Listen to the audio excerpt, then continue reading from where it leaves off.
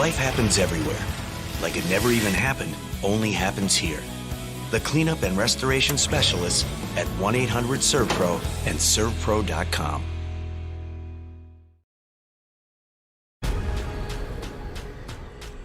The most realistic online racing sim ever made. This is iRacing. Detailed laser scan tracks, fully dynamic real-world cars, and over 50 series to choose from. 6 online world championships offering over $100,000 in annual prizes. This is the original esport racing game. This is iRacing.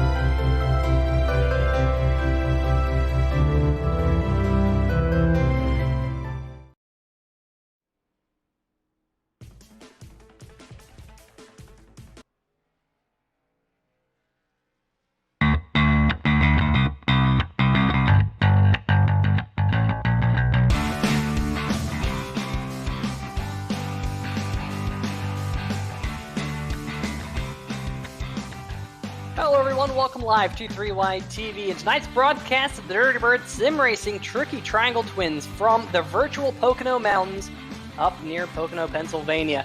I'm Peter Short, and joining me in the booth here tonight for the Hacksaw PC's Premier Cup Series is Greg Rentz. And Greg, the Tricky Triangle 3 corners, they're all very unique around this racetrack, very difficult to get around this place, and the key to getting around this joint is getting the run out of the corner. We've heard a lot of drivers over the years talk about how the runs down these very, very long straightaways are so important, and I'm sure we'll be seeing that here tonight.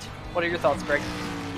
Excited to see this. 2 races here tonight, much like what the Cup Series did last month, Peter, to see how we are able to do it here in the ASRS. And like you mentioned, very difficult racetrack, probably the most technical track on the schedule for these guys, Peter, excluding the road courses, of course. But this is a tricky triangle track that drives like a road course. You've got 3 entirely separate corners, each modeled after another track that I believe all 3 exist on the iRacing servers. So this track kind of a hybrid of many tracks around the nation and even around the world, as I believe one of them is in Europe. So this is so much fun to watch at this racetrack, and it's going to be a lot of fun. So nice we get to do it twice here on 3Y TV tonight.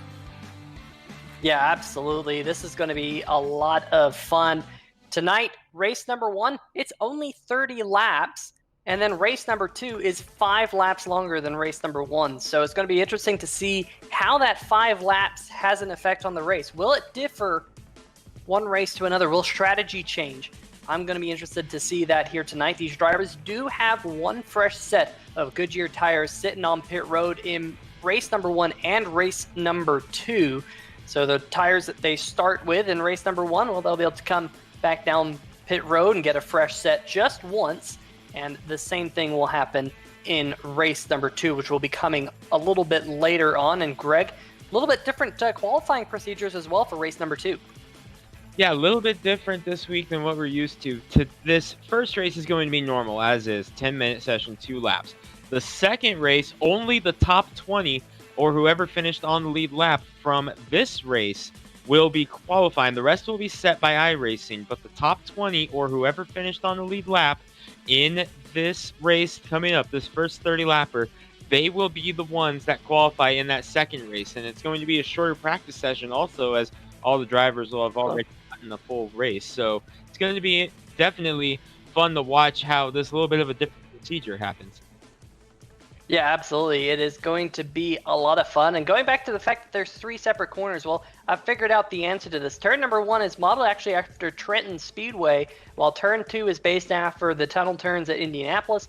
And of course, turn 3 is based after the Milwaukee Mile, the famed very, very flat Milwaukee Mile. And that's why it only has 6 degrees of banking. Turn number 2 has 8 degrees of banking, and turn number 1 a little bit more at 14 degrees of banking. So that is definitely going to be very unique for these drivers here tonight. And just the geometry, the angles of the corners are different. It is a triangle, but it is a tricky triangle. It isn't just a kind of a right triangle or something like that. Every corner is unique around this racetrack, not only in shape, but also in banking. Let's look at the current point standings. So we'll see if we can bring those up for you. And John Jenkins comes into tonight locked in on wins, but he's also leading the points in the number 7 machine. Tyler Seville in the number 11 machine will come into tonight second in points. Greg Evans sits in third. He was last week's race winner, picked up win number 7 on the season. We'll talk about that here in just a moment. Brian Yazik, fourth place in points, of course, also locked in on points. And then you have a plethora of drivers not locked in on points, led by Will Worsler, Michael Krobach, Troy Haight, Jason Stewart, Jimmy McKee, Mitch Brown, Adam Jersky, and Alan Young. But right down there, Greg, around that 12th place line, that's the cutoff for getting into the playoffs. And that is a big battle right now between the number 24 machine of Alan Young and Woody Mahan. We saw Alan Young have a fantastic run last week at the New Hampshire Motor Speedway, but Woody Mahan has also been knocking on the door as of lately. And Greg, I think we're going to have to keep an eye on that battle for that 12th position here tonight. And both those drivers, Alan Young and Woody Mahan, they have both been running strong in recent weeks. Alan Young was on the verge of a win last week at New Hampshire, which was his home track. And these drivers have 2 separate races to try and get a win tonight. There you see last week's top 10, Greg Evans getting that win, 7th win of the season, with Craig Stykes in second. And Craig Stykes, we've talked about it multiple times, Peter. Craig Stykes is so close to breaking it down and getting that first win of the season. Will Worsler, Alan Young, and Michael Krobach, your top 5. And you see there the top 10. And it was a pretty fun race last week, Peter. A lot of comers and goers in this one. It was really hard to tell what was going to happen. But we got qualifying on track for this first of 2 here tonight. Absolutely. Last week, I mean, we saw Greg Evans dominate the race, but you have to talk about those late race cautions. We saw them again. They've been kind of plaguing the American Sim Racing Series Hacksaw PC's Premier Cup Series over the last few races, including last week at the Young Gun Creations 150. But here tonight, will we see something similar in both races in the Dirty Bird Sim Racing Tricky Triangle Twins? As we see some drivers now starting to put in their first time lap. There's the number 18 machine of Mullins, and he gets wicked loose coming out of turn number 1. Definitely going to have to go for lap number 2 in the number 18 Slice Perky Pines machine. Also got the Bolt Bikini on the back of that number 18 machine. There is Alan Young trying to battle for that 12th position in points, and Alan Young so good last week with a 4th place run at the New Hampshire Motor Speedway. I mentioned it just a little bit ago. Got Young Gun Creations on the hood of that machine, and he's been very strong as of late as well, Greg. Kind of hitting his stride at this point in the season, trying to close in on some of the drivers in front of him in points, like Adam Jersky and Beef Jersky's Cheesecake's number 69 machine. Folks in the chat, let us know what tonight's cheesecake is. Of course, Adam Jersky always making a cheesecake for us each and every week, and if we get a top 10, everyone gets a free cheesecake. Not really, but we like to say it because doesn't everyone like cheesecake in the chat? As we ride on board with the number 29 machine, that is Will Worsler, currently sitting 5th place in points, the first driver not locked in on wins in that number 29 machine. He does have a win to his name, but he also has one did not start, and really the number of wins you have minus the number of did not starts has to be positive for you to be locked in on points, Greg. And that's kind of a unique feature here in the American Sim Racing Series. It is, Peter. It's very different, and it's a fun twist on the typical point system that we've seen in iRacing and, of course, NASCAR lately. As you see, Will Worsler, 1 win on the season there. As we take a look, I believe this is Pete Baskins in the 27th. I saw this one correct. Yes, it is. As he comes down the front stretch. And Will Worsler, the 29, who you saw on your screen a moment ago, is your quick time right now, 54.237, with Brian Yazik, winner a couple weeks ago at Kentucky, in the number 55 in second. And of course, Tyler Seville, Michigan winner, second in points coming into tonight in third, with last week's winner Greg Evans, who's back in the duct tape Chevy, Peter, after 3 races in the Freightliner Chevy, including a win at New Hampshire. And Peter, let's go back and talk for a minute about those 3 races for Greg Evans. All 3 races he was in contention for the win. Finally was able to break through at New Hampshire after about a 3-week stretch of bad luck. And he was running the Freightliner car in all those. Do you think he was just bound and determined to get Freightliner a win this season before he went back over to duct tape? Yeah, absolutely. I mean, you think back to the 2 races prior to getting that win, 2 28th place finishes. I mean, this man who has won 7 races this season struck out at Indy with a late race accident, and then at Kentucky, similar deal, late race. I'm sure he just wanted to get back to victory lane, and that's what he did last week, a commanding win. I think he led like over 100 laps or so, kind of took the lead just before halfway, and he never really looked back in that number 2 machine. I'm expecting him to be strong here again tonight, currently sitting 5th on the leaderboard here in the qualifying session. But for now, look at Will Worsler Racing, folks. 1, 2, and 4. Almost lucking out the top 5. Brian Yazik and Greg Evans playing spoilers in the top 5 right now in those machines. Look at Adam Jersky in the number 69. Also, good qualifying run for him as he is trying to get his way and solidify his way in points. Just coming into tonight in the 11th position, there is the 01 machine, Brad Lee, currently being scored 31st out of the drivers here tonight. Looks like we're going to have 35 drivers hopefully take time. Currently, J.R. Bash and John Broussard, the 2 drivers yet to take time in tonight's field, Greg. Yeah, a lot of potential in that top 10, Peter. Some drivers we don't typically see qualifying near the front up there in the top 10. And I think you mentioned him. How about Tony Schoen in the 33? He's been impressive the last few weeks, Peter. Great run in Indianapolis. That was that open wheel experience coming through for him. You see him sitting there on pit road, and he went 10th quick on his lap.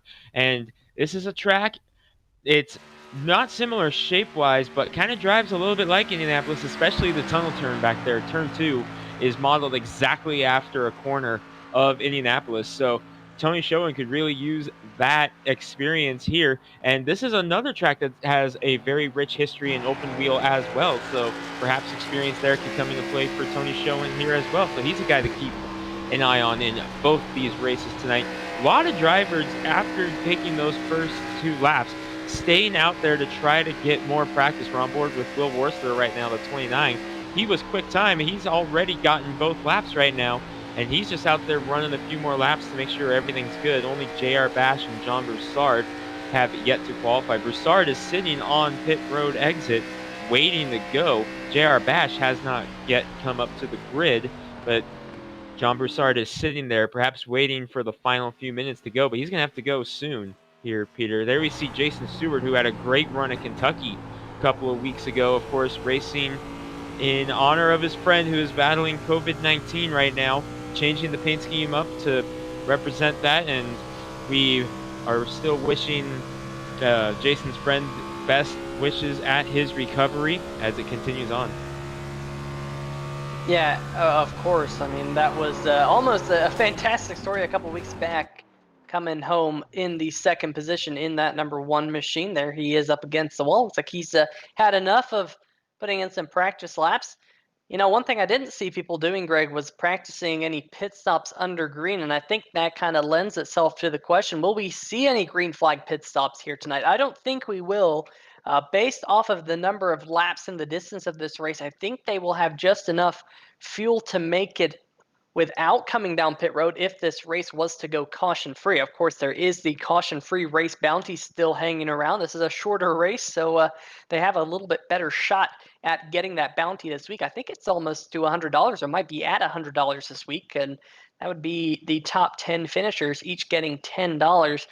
And with a short race like this, well, Maybe we'll see that here in effect. But one thing I've been noticing, Greg, here in the qualifying session and in the practice session is these race cars are looking pretty darn slippery out there. Let's see if we can bring up the current weather conditions, because the track temperature right now is upwards of about 110 degrees. We're currently at 109 degrees, and that is going to be pretty slick with the high speeds around this racetrack.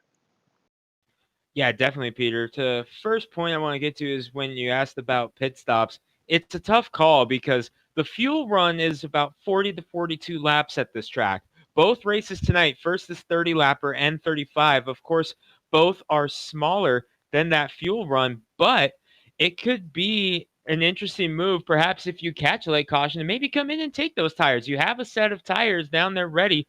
If you get an opportunity, why not use them? I mean, if this race goes caution, I think you will see drivers come in for tires. But if this stays green flag, then absolutely not. You got to go as long as you can. But I think if you catch a caution, you will be seeing guys come in on pit road. And that goes back to your second point there with the tires slipping around. And that was just in the qualifying session with how hot this track surface is. That's just 2 laps of qualifying plus a few more practice laps. You're going to be trying to get 30 laps out of those tires if this race stays green. So tire conservation is going to be key. And I believe if we get a caution, you will see drivers come in for those tires.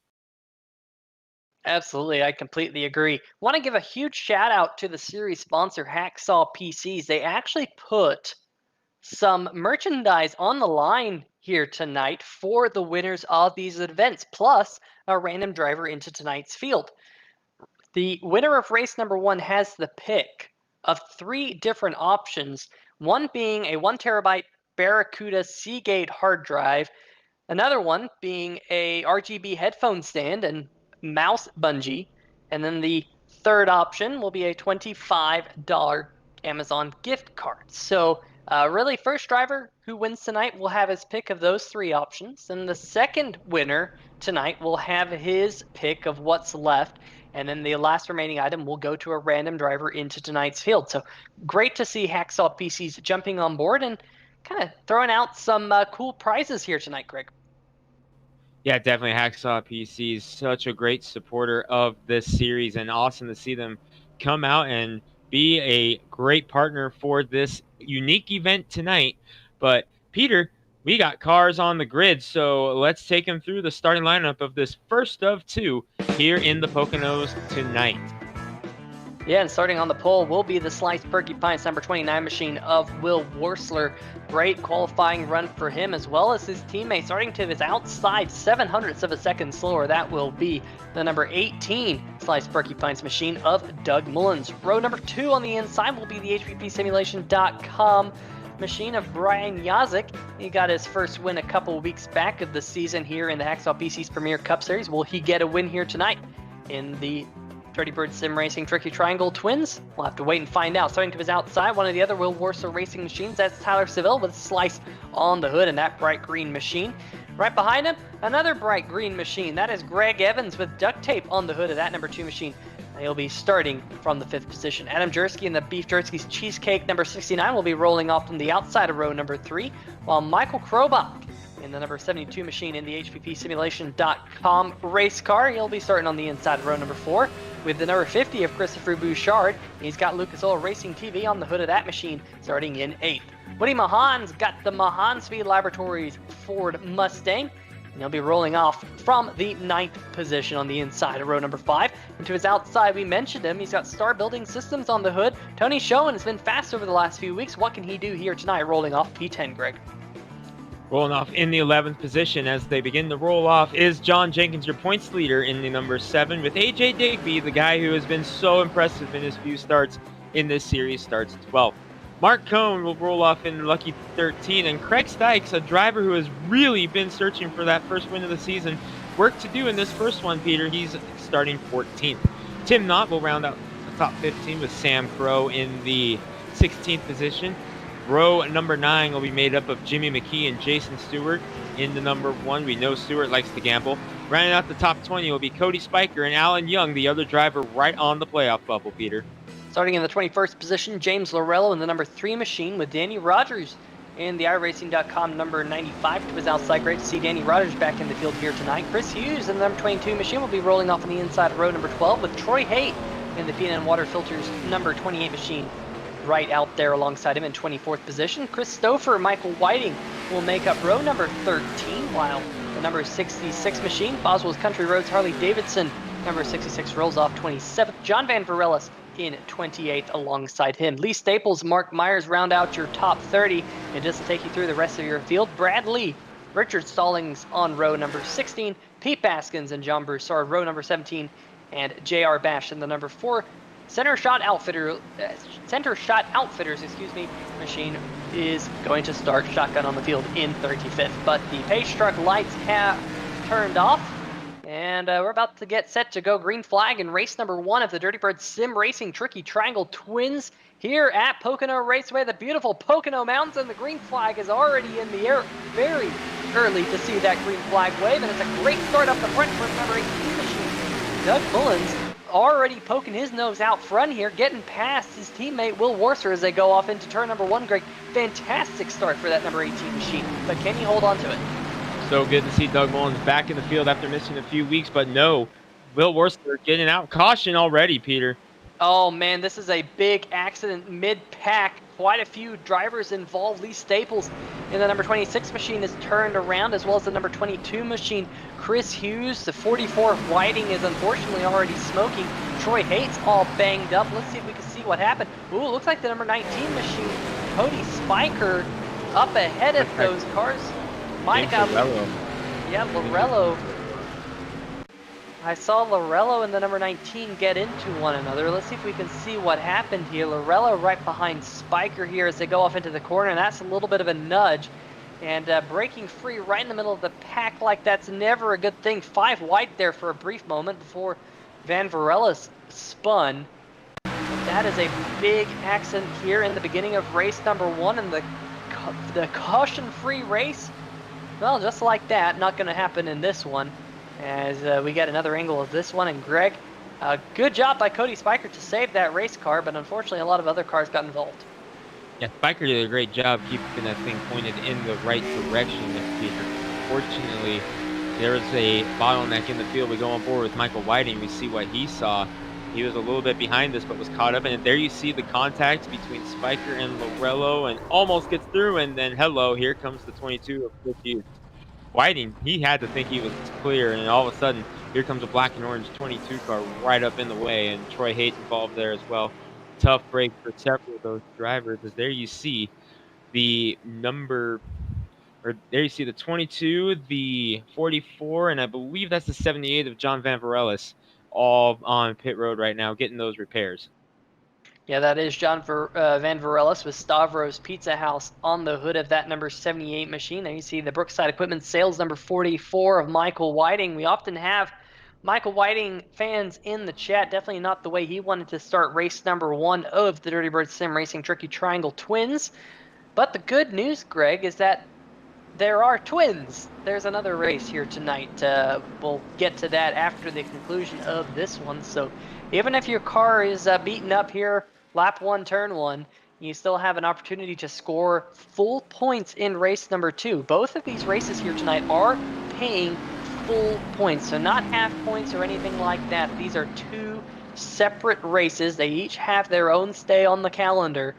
And going to be interesting to see who can maximize the number of points taken here tonight. We've got a couple of other cars coming down pit road. Looks like the number 3 is leading them down. That, of course, is James Lorello. We'll have to see if Lorello is found at fault of that accident. But some of the others coming down pit road behind him include Christopher, Mark Myers, among others, and a couple of the other cars still on pit road trying to get some of their damage repairs. Bad news for the number 22 and the number 44. Looks like they are going to fall 1 lap down here in the early going here at Pocono Raceway. Tough break for them, but hopefully they can bounce back in race number 2, like you said, Greg. Yeah, he took the words right out of my fingers as I was typing that in the YouTube chat as you said that. But this is an interesting thing for some of these drivers to be pitting right now, because that is their only set of tires they have available to them. So some of these drivers deciding, you know what, it's worth a shot to come in and get these tires now and just see if I have that much more life in them. So interesting call by some of these guys to come in this early. Meanwhile, up front, Will Worsler racing 1-2 right now as they were out front. You see a few more cars coming out off of pit road. That was Lee Staples, the 26. As you see there, your race leaders. So 29, Will Worsler leading the way. Doug Mullen second. Absolutely. Well, I think we're going to step away for just a brief moment to hear from some of the sponsors of the American Sim Racing Series Hacksaw PC's Premier Cup Series. We'll be right back here from the virtual Pocono Mountains.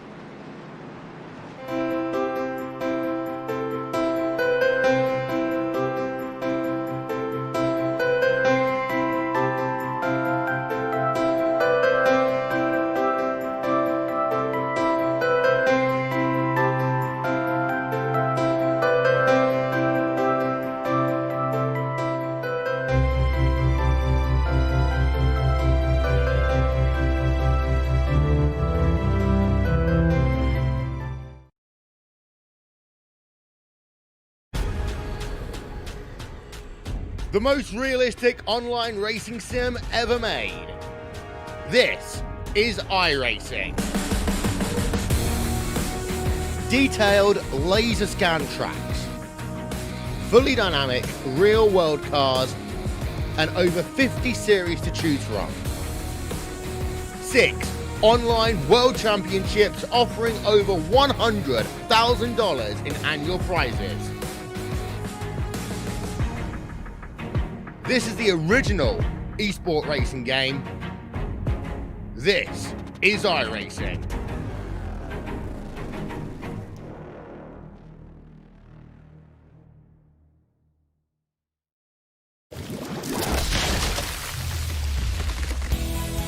Life happens everywhere. Like it never even happened, only happens here. The cleanup and restoration specialists at 1-800-SERVPRO and ServPro.com.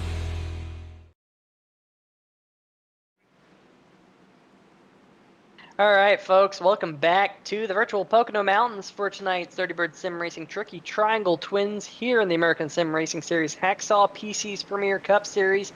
And that man right there, the number 29 of Will Worsler, is your current race leader. This is just about how they lined up at the start of the race. Haven't had all too many comers and goers, all too yet. Unfortunately, a couple cars involved in that early accident.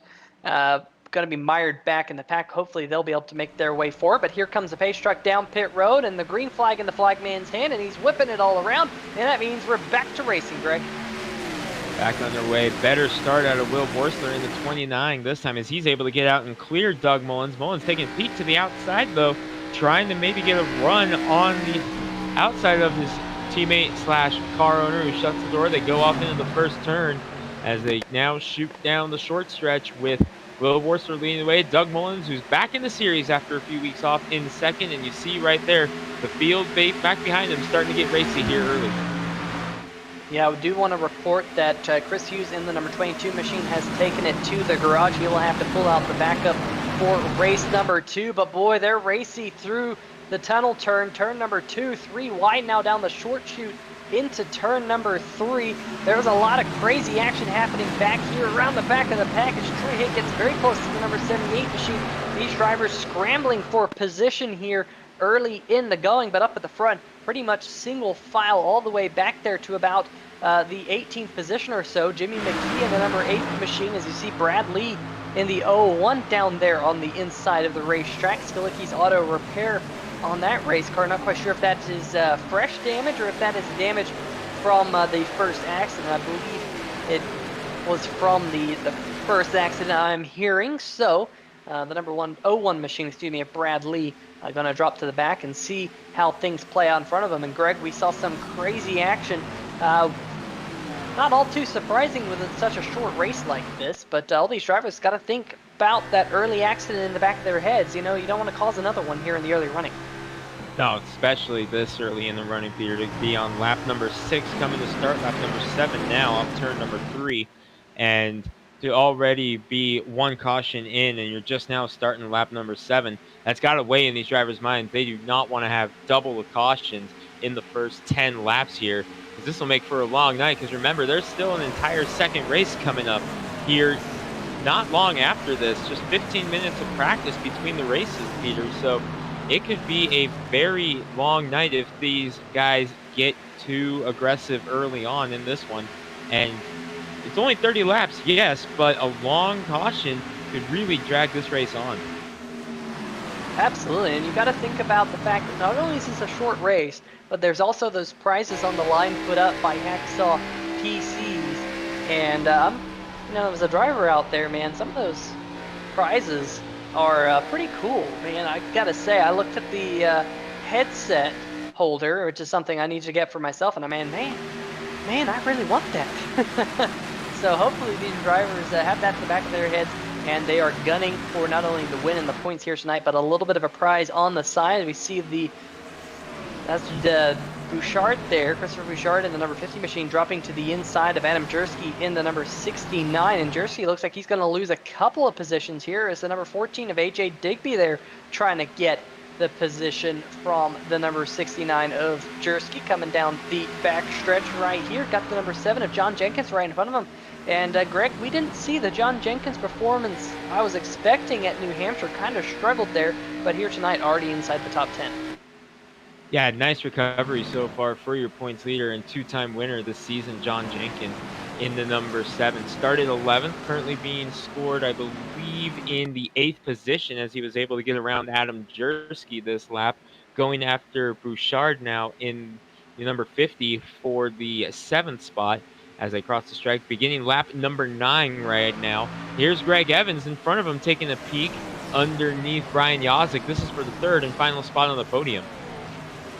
Yeah, Greg Evans already looking fast out of the gate. And Greg, that is something we haven't seen all too much out of Greg Evans this year. He's one of those drivers who likes to wait just a little bit to start making his move. But we are on lap number 8, and he's already got himself now up into the 3rd position after getting around the 55 of Brian Yazik. Tyler Seville in the number 11 machine now will close into the back bumper of the number 55 HPPsimulation.com machine, but can't count out the number 55's teammate. That's Michael Krobach, now sitting in the 6th position. He's one spot up from where he qualified in this race. Biggest mover so far?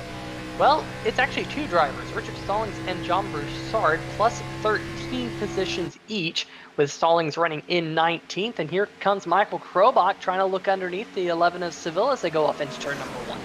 That's a side-by-side battle for 5th, but the battle for the lead was really getting close as Doug Mullins was right on the back bumper of Will Worcester down the entire front stretch. Meanwhile, Krobach trying to get a good run on the inside there, and perhaps our producer suggesting maybe Doug Mullins just trying to draft off of Will Worcester to try to get away from Greg Evans, who get a good run there off of turn number 1. Coming through the tunnel turn now, Evans was able to get a really good corner exit, and we talked about it in the pre-race, Peter. Corner exit is the most important part of this racetrack. In all 3 corners, you've got to be able to beat the guy you're racing back to the throttle, or else you're going to have to wait to get to the next quarter or next corner to get another shot at him. As we're seeing it right here, Greg Evans is beating the Will Worcester teammates back to the throttle almost each and every corner. Yeah, we saw last week Greg Evans ran a line that no one else could run. He was running right on the bottom of the New Hampshire Motor Speedway. No one else could go down there. And one thing I noticed about Greg Evans there coming out of turn number 3 is he kept that number 2 machine just a little bit lower on the track coming out of the corner. That will allow you to use up just a little bit more of the racetrack, keep up your momentum, and kind of get that car going straight. We saw such a run on that race car all the way down the front stretch, closed now in on the back bumper of the number 18. But look at that, he kind of backed off in the middle of the tunnel turn, trying to see if he can set himself up now for a run off of turn number 3 in that duct tape machine. Let's see what he can do here, right down to the yellow line, and see how he's just keeping that car a little bit lower than the cars in front of him, Greg. That will help with that launch up off the corner. Now he's got that draft off of the number 18 Slice Porcupines machine of Doug Mullins, who is trying to get to the back bumper of his teammate. But it looks like there will be no battle for the race lead going off into the corner. Battle for the 6th position, though. Christopher Bouchard just got around the number 72 of Krobach, but did Bouchard pull up the racetrack a little bit too much? Yes, he did. Opens up the door for the over-under for the number 72 machine, and Krobach now in prime position through the tunnel turn to take that position back, Greg. He's just barely being able to drag race him down, and here they go into the tunnel turn, and Bouchard backs out of it. Oh, but Krobach with a big slide there. Almost some contact. May have been contact between them off a turn, or the tunnel turn there. Bouchard able to get there around them. We take a look at the 3x TV replay. Krobach got the spot going into the turn, but a big slide after just cost him 2 spots. Yeah, he had that shallow entry to the corner. Might have clipped the apron just a little bit. You could see that race car just shot up to the right side of the racetrack. That opened the door for not only the number 50, but also John Jenkins in the number 7 machine has got himself now up into the 7th position. So good run so far for that machine. Meanwhile, up at the front, we have a battle for the 2nd position. Look at this. Greg Evans has taken the spot from Doug Mullins. So move the 7-time race winner this season in the Hacksaw PC's Premier Cup Series up into 2nd with 18 laps to go in race number 1 of the Dirty Bird Sim Racing Tricky Triangle Twins. But so far, pretty good race out of these drivers, Greg. Once we got that first caution out of the way, we've been clean and green ever since. Yeah, Greg Evans in the number 2, 7 wins on the season, like you mentioned, Peter.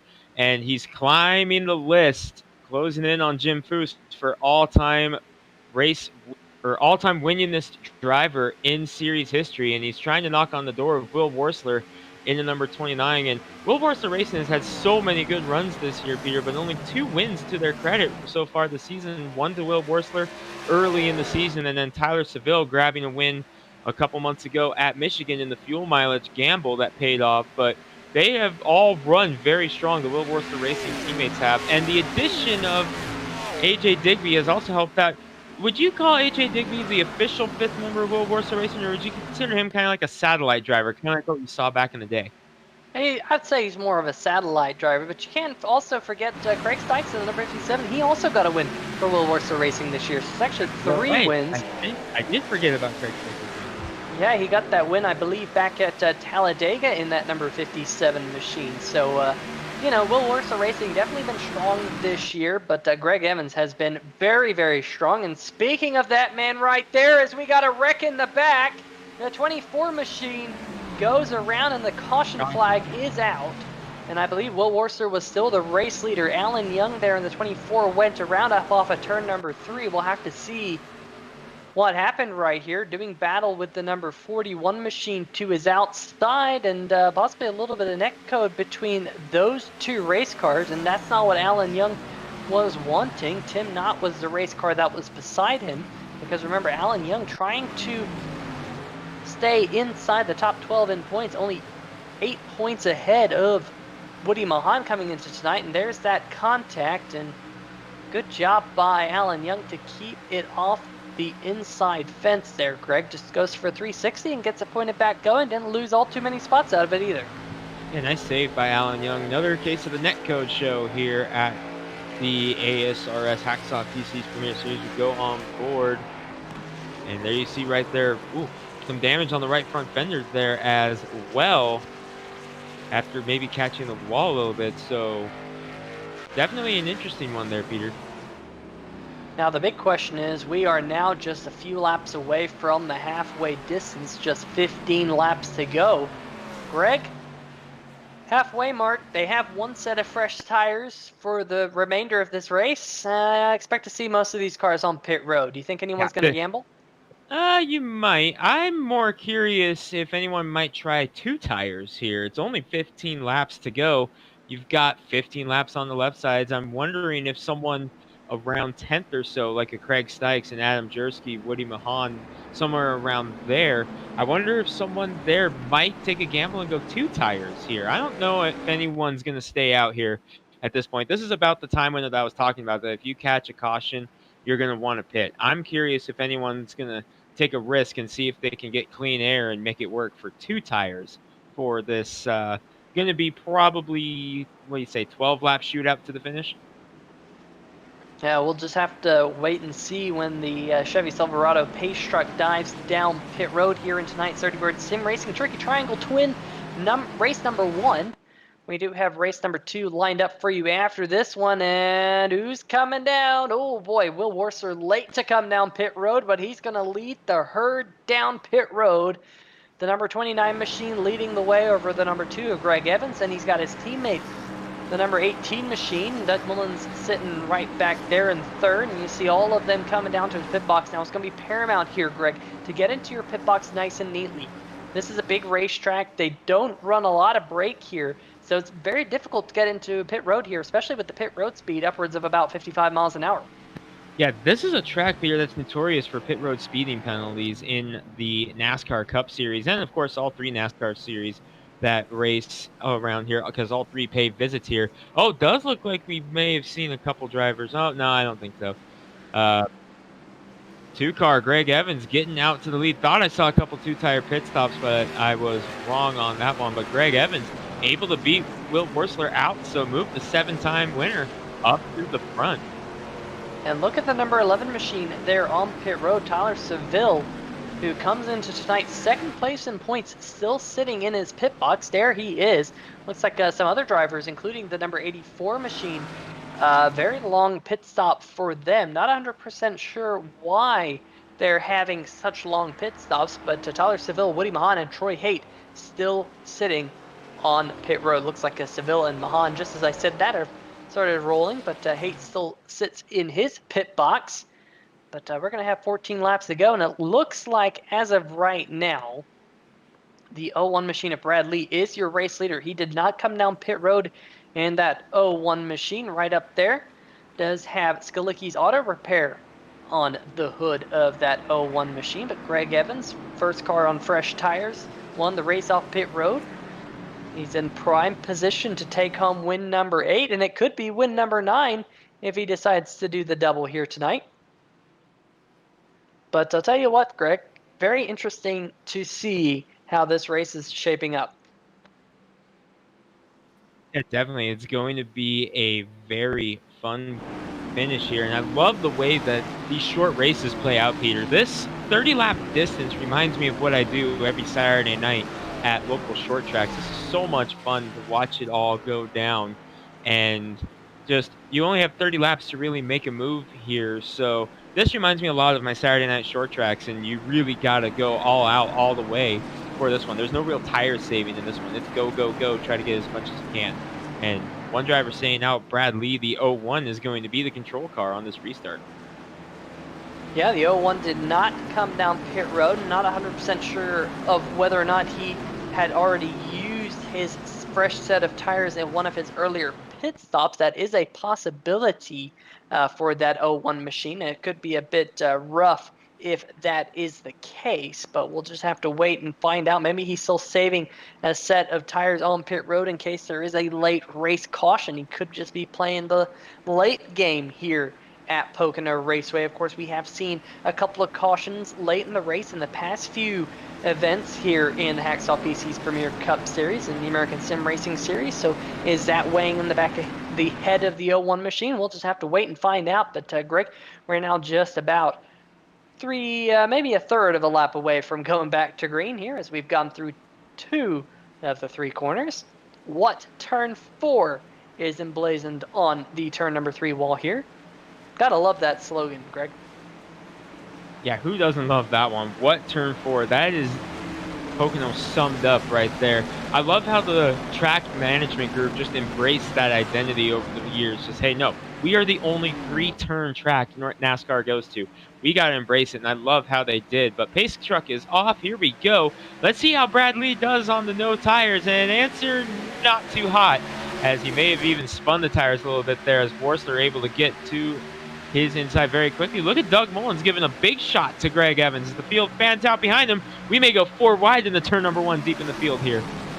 Yeah, looks like a lot of 3 wide action mid-pack. Brad Lee pushes up the racetrack into the number 55 of Brian Yazik, and just like that, we're not quite stacking them up, but it's a huge logjam in the middle of the field, and Yazik going to be the big loser out of this one in the number 55 machine. We're still 2 and 3 wide. The number 7 machine, as well as we see the replay of the 01 washing up into the side of the 55, and caution, there's a car around in turn number 2, and it is the 3 machine, James Lorello, who has gone around, and just like that, a very heavily damaged number 3 of Lorello right there on your screen. We'll have to see what happened here. There he is on the top side, and ooh, it's 3 wide, a little bit of neck coat there with the number 19 machine of Cody Spiker, and just like that, Laurello finds the outside retaining wall in turn number 2. But a lot of action there, and we're back under caution, Greg. So once again, everything here. Yeah, John Jenkins going backwards there in the 7. He may have not gotten a good start. There you see the contact, and Laurello going into the wall. So James Laurello, definitely the first, or definitely a driver who is not going to want to remember this first race, and he's going to be one looking for some redemption in the second race. But this is on board John Jenkins. He was going the wrong way here. He was falling like a rock on the chart. Not so sure we saw what happened there on that replay. We may have to go back just a little bit further to see if we can figure out what happened to the points leader and why he lost so many positions on the short shooting. Here we go. This is him behind Bouchard. Remember, this is right around where the bottleneck happened. Bouchard. Oh, he got loose right as the field bottleneck, so he had to check up double, and that cost him so much ground, Peter. Yeah, in fact, he was right there on the inside of the accident.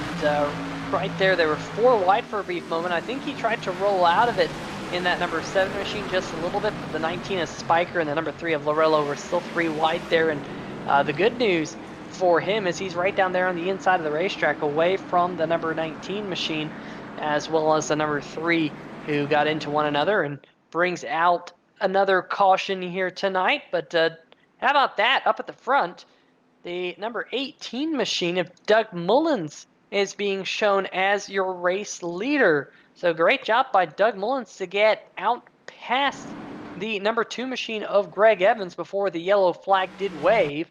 And so Doug Mullins, sliced porcupines on the hood of that Chevy Camaro, will be your race leader here when we go back to green. Big. Here we take a look at the restart. You see Will Worcester dive down on the inside of Brad Lee. Did not go. I'm pretty sure Lee may have spun the tires. This is on board with Doug Mullins. This is the move that got him the race lead right here.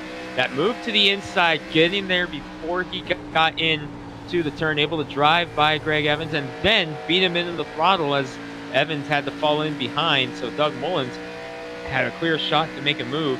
That's what got him the race lead right there, Peter. So great move by Doug Mullins to get himself up in the race lead late. Cody Spiker falling to the back here in this one, receiving an EOL penalty. Michael Whiting received a lucky dog. He is 3 laps down, going to be 2 laps down now, but he's the only driver that is still on the track right now that is not on the lead lap, Peter. So he is the lucky dog by default, but he's 3 laps down. He'll be 2 laps down now.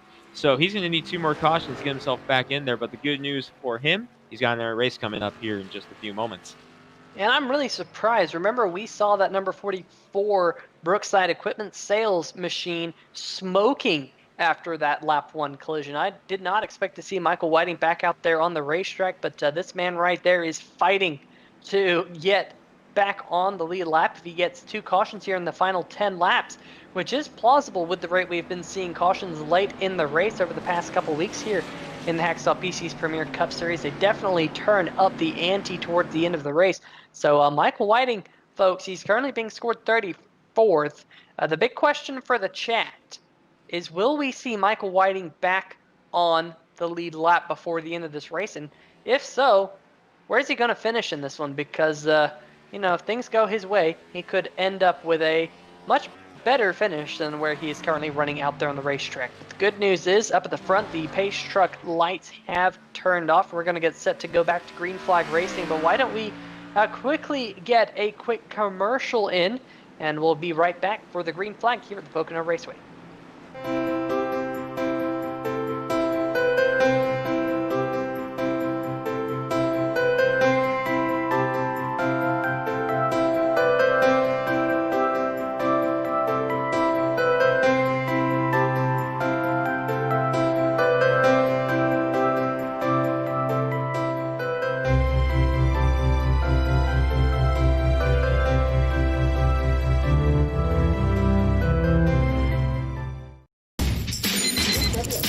Every day in business starts with a number.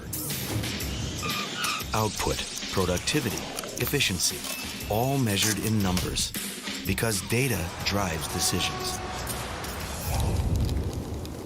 And if fire or water damage strikes, the numbers for your business can slow or even stop. Unless you know this one.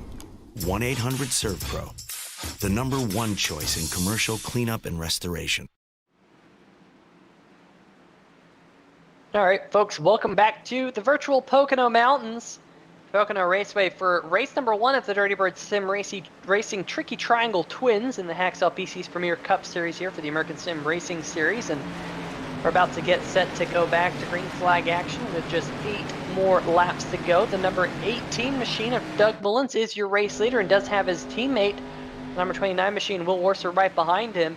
And Will Worcer's actually got a little bit of rear end damage on that race car, I just noticed. Hopefully that doesn't play a factor here, but the pace truck is off, and Doug Mullins back on the loud pedal early. Doesn't look like he gave his teammate Will Worcer there much of a heads up, but Worcer able to pull alongside with the number 2 machine of Greg Evans. Can it be a Will Worcer Racing Machines 1-2 before the exit of turn number 1 as Greg Evans gets really, really close to Worcer? That was almost contact between those 2 race cars, and here's AJ Digby, Greg, starting to make some noise inside the top 5.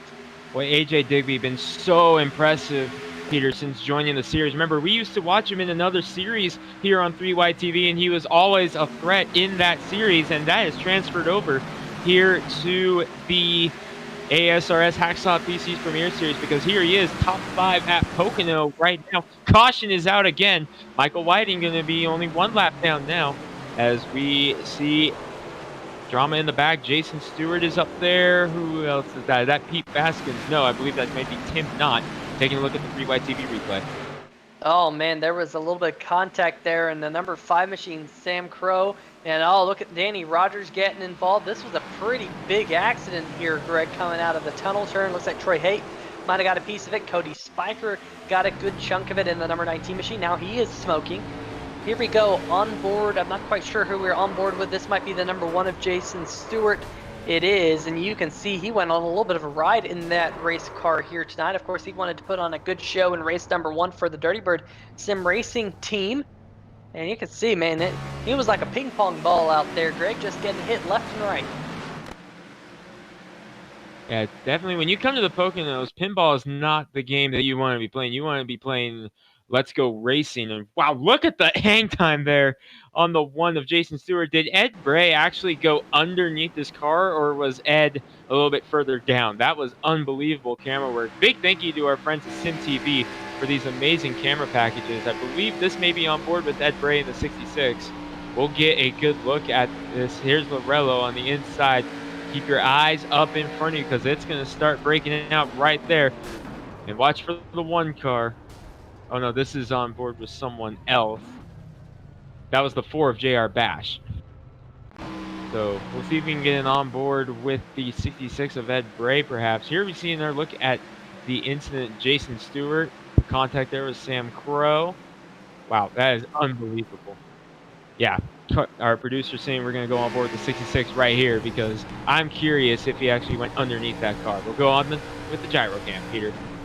Yeah, here we go, on board, cars spinning, and oh man, Ed Bray, could have been a lot worse. Looks like he was able to just kind of take a glancing blow. It was just a flesh wound for that number 66 machine. He's going to be able to continue on, but just like that, a couple of other cars getting some significant damage, including the number 95 machine of Danny Rogers, who sits on pit road. I was trying to see if I could potentially grab someone for a quick interview. Let's see if we can talk to one of the drivers involved in that. Let's see if we can actually dial up the number 1 machine of Jason Stewart, who got a good chunk of that one.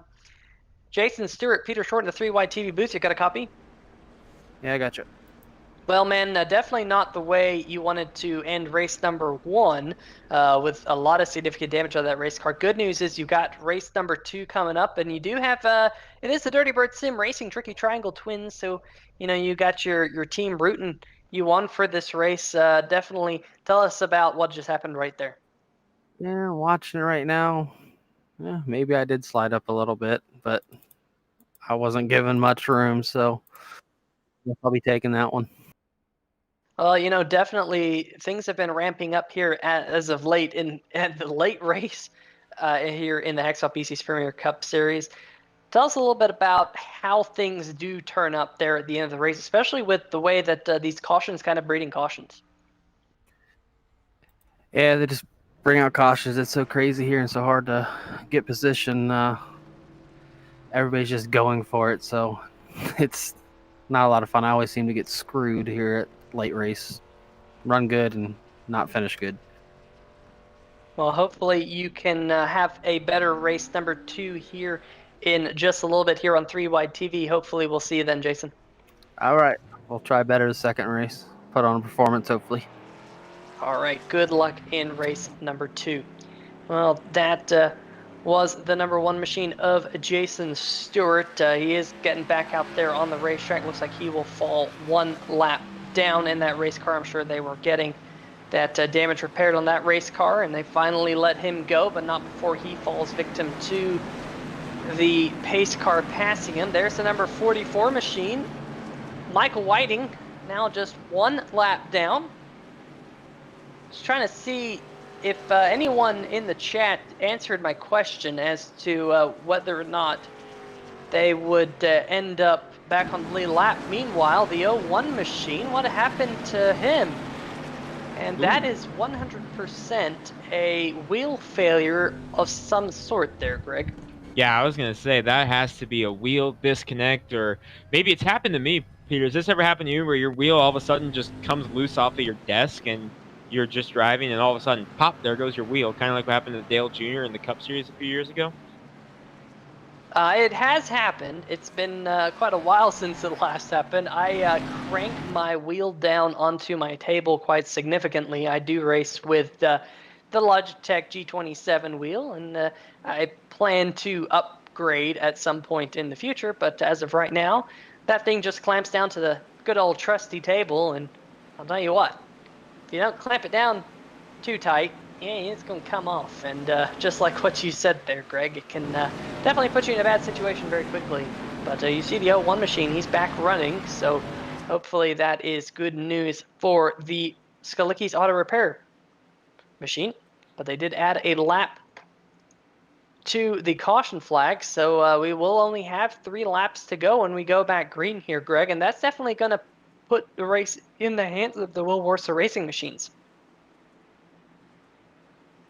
Definitely, Peter. And the fact that Brad Lee was able to get back out there so quickly, I'm convinced that's what happened. I'm pretty sure his wheel must have come loose there and wasn't able to hold on to it as we extend the race here. We're getting close into green-white checker territory here. But lights are on the pace track. I think we're going to have 3 laps to go at this restart. It's a Will Worcester Racing 1-2 right now with Greg Evans, and then the Will Worcester satellite driver, AJ Digby, in 4th. And again, talked about it under the last caution. What a run by AJ Digby here today. Starting 12th in the first race, up to 4th now, and here he is, perhaps knocking on the door of a top 3 here at Pocono. And how good would this be to build momentum going into the second race for all these drivers up front? You're going to be able to build momentum here.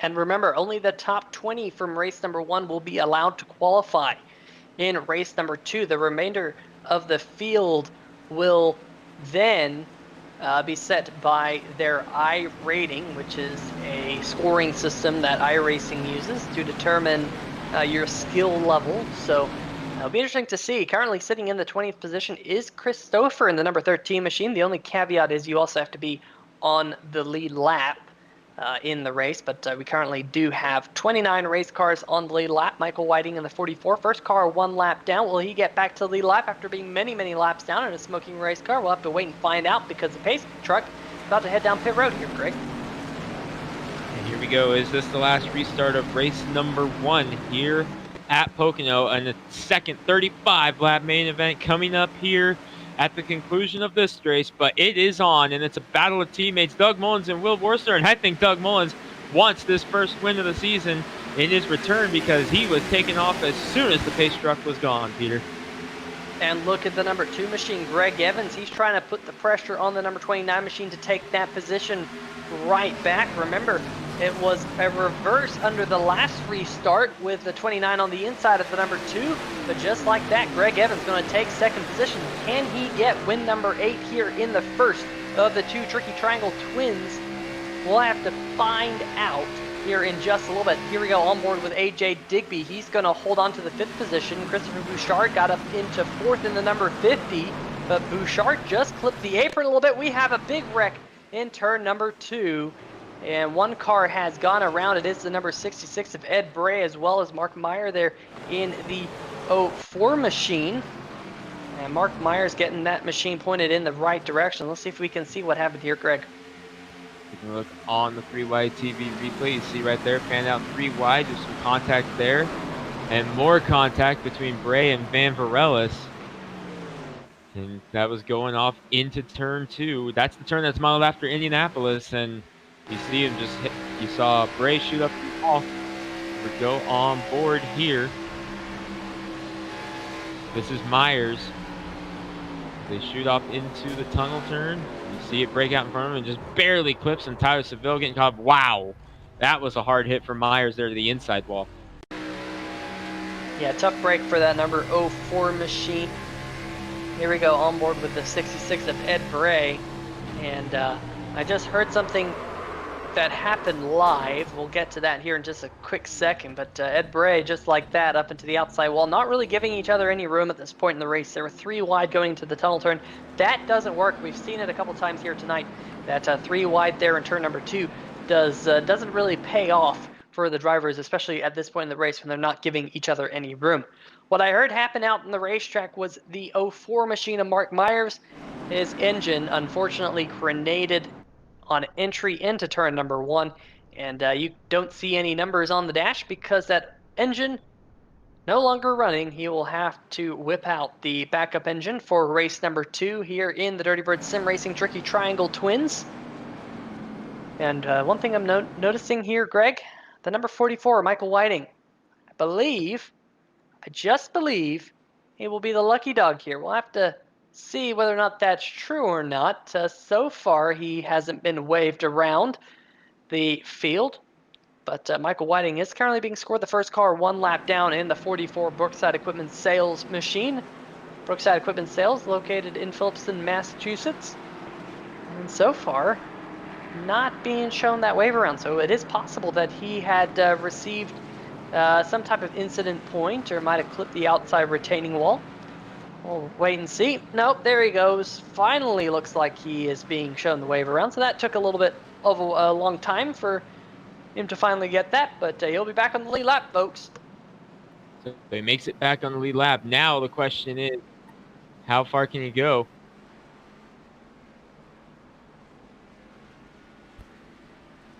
Well, we'll have to wait and see. I've heard that there might be a time limit on this race. I'm seeing 1 hour and 20 minutes in the iRacing server. So looks like I don't think we're going to run into the time limit here with just 3 laps to go. Now, there is the potential, Greg. If we have a couple of green-white checkers, we do have 3 attempts.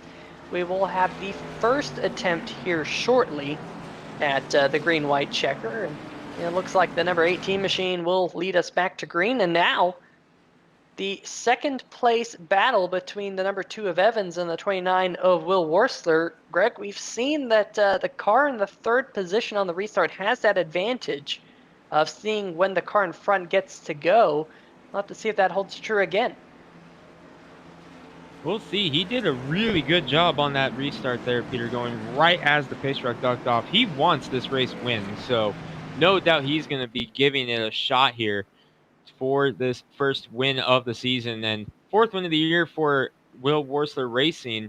But how big would this be for Doug Mullins? He missed a few races here this season to be able to come back and to be able to be in his first race back and be up here in position to win his return race. That's awesome in itself. Let's see if he can actually seal the deal, though. He's been so strong on restarts all day. Absolutely. Great to see that number 18 machine out front as well. AJ Digby also a big name now up there inside the top 5. What a story it has been for him to come into the ASRS Hacksaw PC's Premier Cup Series. Also, a big shout out to the DMLC Racing Channel man himself, Mark Cohn, currently sitting up there inside the top 10 in 8th. Got SimLab all over that number 39 machine. Right there he is. Craig Sykes in the 57 machine, one of the other Will Worcester racing machines right behind him. And what about Richard Stallings, Greg? I feel like we don't often talk about Richard Stallings, but he puts together some very clean races in that number 17 machine. And here tonight, he's seeing the dividends of that, currently being scored inside the top 10 in 10th. So great job for Stallings currently in that race car. Then right behind him is your points leader, John Jenkins, lost a ton of track position, and Tony Schoen in the number 33 machine sitting in 12th, and Adam Jersky in the 13th position. So there are some interesting names there inside the top 10, some good stories in this field here tonight. What about John Broussard? He started 34th. He's running in 14th. He's gained 20 positions here tonight. He is tonight's biggest mover, second biggest mover, I should say. Richard Stallings actually plus 22, so good job for Stallings. But here, Greg, the pace truck about to pull off, and we're about to get set for attempt number 1 at a green-white checker in the Dirty Bird Sim Racing Tricky Triangle Twin number 1. And Peter, this is an interesting point because we are now getting to the point where the second room is getting ready to launch. What this means is now these drivers are going to start losing practice time in that second race, and there was only 15 minutes worth of practice in that race. We're green flag. These drivers better hope that they're able to get back to or at least the finish line here. Otherwise, they're going to lose a lot of practice time here for the second race. Doug Mullins getting out to the lead. Will Worcester able to get around Evans, but Evans comes fighting back on the inside, side by side for second as they battle. AJ Digby right back there in the catbird seat, but Doug Mullins trying to pull away, but Evans so strong on corner exit once again. Yeah, Digby gave a little bit of a shot to the number 29 machine of Will Worcester. You see a little bit of rear end damage to that number 29 machine as Evans pulled right up on the back bumper. The number 18 machine got that huge run down the backstretch with all that draft that's coming off the car in front of him. Did the 18 machine run a little bit wide there? He did. Here comes Evans looking to the inside. White flag this time, and a battle for the race lead has broken out here in turn number 3 of the Pocono Mountains.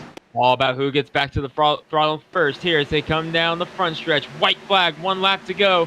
Mullins is going to lead the lap at the white, but Greg Evans, he may have that preferred lane as they shoot off into turn number 1. This is it. Who's going to break first as they go into turn 1?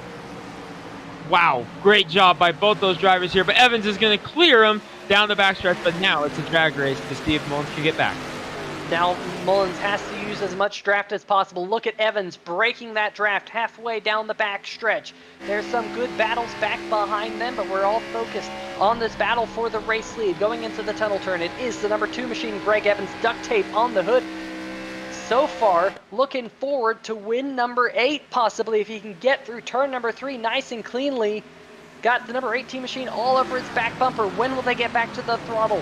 Look at Will Worcester trying to do all he can, going all the way down there onto the rumble strips. Got loose coming out of the corner, but the number 2 machine, Greg Evans, holds on and wins for the 8th time this season. Cars scattering all across the field. Just look at that, 3 wide there towards the back of the pack. But Greg Evans passes for the lead on the final lap and gets win number 8. And Greg, boy, oh boy, win number 8. That's so impressive. That is an unbelievable stat, Peter. This has been so much of a dominating season for Greg Evans. Win number 8 on the year. Another climb towards Jim Fuchs' all-time record. Greg Evans has been so strong this season. 8 wins on the year. He only led a couple of laps in this race, Peter. He led the most important one, the last one. Absolutely, and that is back-to-back for Greg Evans as well. I mean, we have to remember, he dominated last week at New Hampshire Motor Speedway, and here tonight gets his 2nd win in a row after back-to-back 28th place finishes, back-to-back 1st place finishes. What a rebound for this man right here as he burns it down on the front stretch. Yeah, let's make sure that race car is legal. Backing it into the bench just a little bit, but I'm sure he's one happy race car driver right here. Let's talk about the top 10, because there was a lot of great battles through the top 10. Mark Cohn, Richard Stallings comes through 9th and 10th here tonight. John Jenkins in the number 7 machine comes home in 7th. Great run for him there at the end. So a lot of crazy passes and a lot of action there. And we only had 1 attempt at the green-white checker, which was great to see. But we're definitely going to have to dial up some very, very quick interviews, because we're running up against race number 2 here, Greg. So let's see if there's anyone that we can possibly bring in for an interview quickly. AJ Digby, what about that, coming home in the 3rd position? Great run for him. But we're going to have to act a little bit quickly here to bring in some of these drivers. AJ Digby, Peter Short here in the 3Y TV booth. You got a copy? I do. Well, man, you come home in 3rd in that race. Will got a little bit loose there coming out of turn number 3. And a great run for you here tonight. Tell us a little bit about your race. Yeah, first off, I really messed up qualifying. I was fishtailing it out of 1 on lap 1 and fishtailing it out of 2 on lap 2. Saved it both times, so I got 2 laps in, but 12th is definitely not where I wanted to start. So I had a long road ahead of me to climb up the field, but had a couple good restarts and a couple good moves there during the race, as well as made up a spot or 2 on pit road, and ultimately was able to get my car up into a top 5 finish where I felt like it belonged. And then got a little bit lucky with Will getting loose out of 3 there to end up 3rd. So all in all, it was a really good race. I feel pretty good about Pocono. I'm excited for this race too, and hopefully don't mess up qualifying as bad. It should be up towards the front on speed if I don't mess it up as bad. But yeah, this Turn Racing Sim Tools car was really fast today. Put in the practice, put in the time, and that's just dual 1 or section 1 of this Pocono race. So I'm hoping that section 2 goes just as well, hopefully a little bit less cautions, but hoping it goes well, just as well. All right, AJ, great to hear from you. Before we let you go, any shout outs? And there's a special someone in the chat as well rooting you on here tonight. It's your grandmother, so I'm sure she wants to hear a big shout out. Yeah, just shout out to everybody who watches, especially my family, both grandparents, dad, my fiance Savannah. I know that everybody is watching and supportive of me every week. So I'm very thankful for all of them, and even for the people who weren't cheering for me. Thank you for watching and supporting this league, and you guys for the broadcast. That hopefully I'll be back here in an hour or so. But at the very least, I'll get to watch this later, and thank you guys as well. All right, best of luck in race number 2 there, AJ. All right, Greg, I believe you have caught up with the 2nd place finisher here, the 18 of Doug Mullins. Yeah, Doug Mullins, Greg Grant, 3Y TV. You got a copy? Yes, sir. Hey, Doug, great job for you tonight. 14 laps led here in the first race, coming home with a 2nd. But tell us about that last restart and that battle with Greg Evans. Man, that was fun. That was a fun battle. I mean, anytime that you have you and a teammate and somebody that you practice with all on the inside row, you think, okay, here it is. You can't be handed a better opportunity, but you got to give it to Greg. My goodness, man, he got it in there, and he got up underneath me, and going into 1, it's not always fun being on that high line, and I was able to stick with him, and I was hoping I'd be able to get a run on a tunnel and off of 3, but he was quick. That was a fun race. I'll take a 2nd place finish like that any day, though. Racing hard and as clean as can be. I mean, I was making it as hard as I could for him, and never even got a 0x whenever he got by me or whenever I was in front. So that's what you hope for right there. And Doug started 2nd as well as finishing 2nd, so that puts you in the qualifying here for the 2nd race, which I'm sure we're all getting set for right now. And that run with leading 14 laps, finishing up in 2nd place, that's got to build a lot of momentum for the 2nd race with 5 extra laps, by the way. So that's got to make you feel really good going into the 2nd race. Yeah, I'm excited for it. I'm really just as excited, or maybe even more, for some of my teammates to have a 2nd shot, because out of all of Will Worsley Racing, I wasn't the fastest one, and I think that just I had some opportunities in track position and starting on where I did that kind of helped me, and so I'm excited for race 2. I'm excited for Tyler, to get up here, with practicing with AJ and whatnot. He was quick. So, and of course, Craig, Craig any week is going to be quick. So I look forward to the 2nd race. I think it'll be good. All right, Doug, limited time left in practice. We're going to let you go. But before we do, I know you got some guys you want to give a thanks to. So who you got? Of course, my team. I mean, I wouldn't have made top 20 without them guys practicing the whole time. I mean, Zulu or AJ splitting time with him. on cost, definitely, Slice sponsoring us, Jim Sanford League, all the same things that, everybody's, happy for every week. So.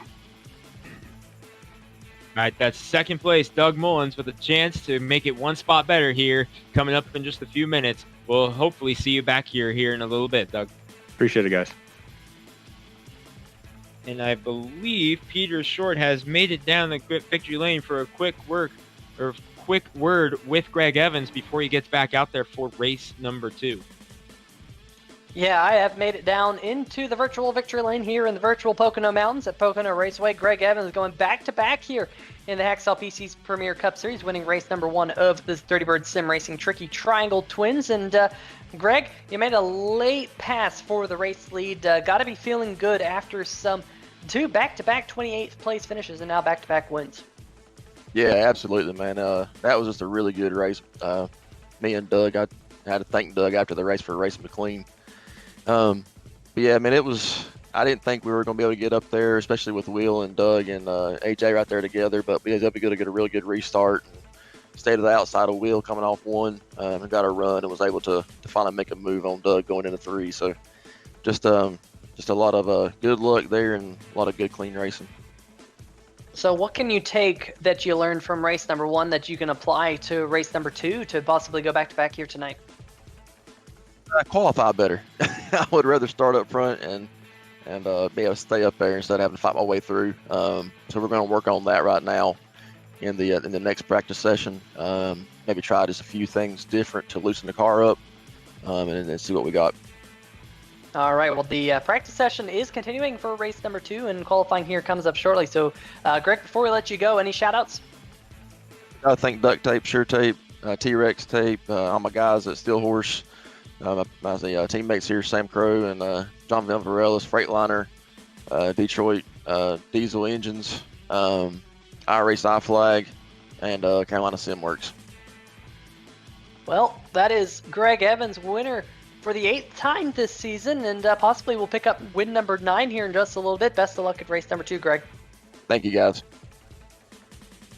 All right, well, that is the interviews from race number 1. Let's see if we can go through your final race results. Greg Evans taking home the win. Doug Mullins 2nd. AJ Digby in 3rd. Will Worsler, the number 4 machine, lost that 3rd position coming out of turn number 3 on the final lap. Christopher Bouchard, great run for him.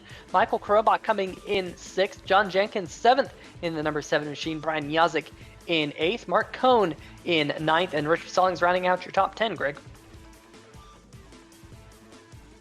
Coming home in the 11th, if I can get my screen to cooperate. There it goes. Coming home in 11th is Tony Schoen. We talked about him having a good shot here at a good run. Gets an 11th spot. Adam Jersky, John Broussard, Alan Young, and Craig Stykes round out the top 15. Woody Mahan, Tyler Seville able to fight back to 17th after having damage on pit road there. Lee Staples, James Lorello rounds back as well. Troy Haight round out the top 20, Peter. In the 21st position, it was the number... Who was that? That was the number 13 of Chris Stouffer. Pete Baskins following him in the number 27 and 22nd. Tim Knott in 23rd. Brad Lee comes home 24th. Cody Spiker 25th. Ed Bray 26th. How about Michael Whiting? Comes home 27th after really languishing down the field with all of his troubles here tonight. Great job by Whiting to get back on the lead lap late. Sam Crow comes home 28th. 29th to John Van Verlis, and then 30th, the first car 1 lap down. We talked to him right there after that late race collision, Jason Stewart. And rounding out your 35 car field, the 04 of Mark Myers in 31st, Jimmy McKee in 32nd, JR Bash, Danny Rogers, and Chris Hughes round out your field. But folks, don't go anywhere here on 3Wide TV. I'm going to jump in the chat for a little bit, so hopefully we can have a little bit of conversation going on there. We're going to line up race number 2 for you, and we're going to re-rack them. We're going to do it all again for 35 laps here around Pocono Raceway. We'll be right back.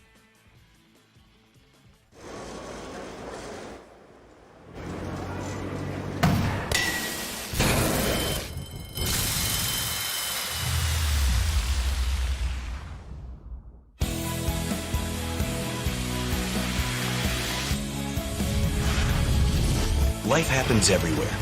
Like it never even happened, only happens here. the cleanup and restoration specialists at 1-800-SERVPRO and ServPro.com.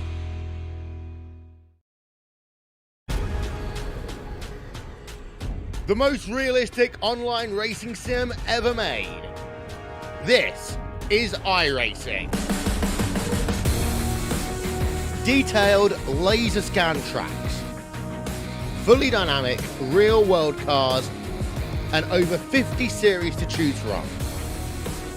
6 online world championships offering over $100,000 in annual prizes. This is the original esport racing game. This is iRacing.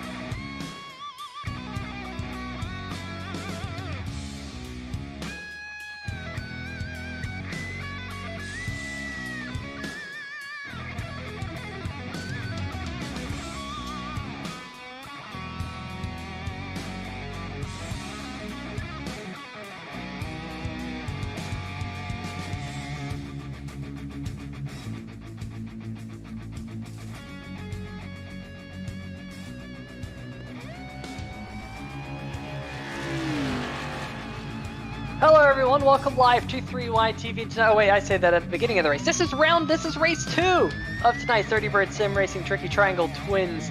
I'm Peter Short, and joining me is Greg Rentz once again. And Greg, we just saw a great race number 1 here, and Greg Evans taking home win number 8. And here we are, fresh racetrack, new track conditions, a little bit later in the afternoon. Track still very, very hot though. We are already in the qualifying session as the number 29 machine right there. Will Worsler works around this racetrack. We'll see if we can bring up the current weather conditions. As looks like Worsler trying to hustle his way to the line to start his first time lap. A couple of sparks being thrown out back, and that means one of the other cars on the racetrack might have clipped the outside wall there. So number 55, Yazik, had a good race number 1. But Greg, slightly different time of day in race number 2. How do you think that's going to affect how these race cars drive? It's been affected a little bit, Peter. Remember, track temperature in qualifying was 109. It's still virtually the same right now, 110 degrees. So drivers pretty much experiencing the same conditions they had in qualifying. But here's the thing, only the top 20 from that race, number 1, are qualifying here. So for the drivers who finished outside the top 20, they just got to sit back and wait right now while these drivers get a few extra practice laps, as Will Worsler, the 29, who set the pole in the first race, coming around the complete lap number 1 now. That's a look at his teammate Craig Sykes, the 57 Talladega winner. And right now, Woody Mahan is the fastest driver to qualify thus far at scratch that. Michael Krobach going to the top, and Craig Sykes going to the top. So a lot of shuffling going on here at the top, and it continues. Drivers coming in, setting that first lap. So Will Worsler, fastest in first qualifying, set the pole last race. He's 5th on the charts right now. Yeah, I'm sure he is not going to be all too excited with that qualifying lap time. What about Tyler Seville in the number 11 machine? He just laid down a 54.225, lightning quick, 0.2 of a second faster than the number 55 of Brian Yazik so far here in this 5-minute qualifying session. A little bit condensed versus the 10-minute qualifying session that we typically see here in the Hacksaw PC's Premier Cup Series. A great run for him. AJ Digby there, gonna jump to second on the board. Will Worsler, he picks it up on lap number 2 in the number 29 machine. He jumps to second on the board. So a lot of things changing, but right now Will Worsler racing 1-2, much like what we saw in qualifying. And as I say that, it goes to Will Worsler racing 1-2-3. Seville, Worsler, and Sykes, very, very fast, all three of them.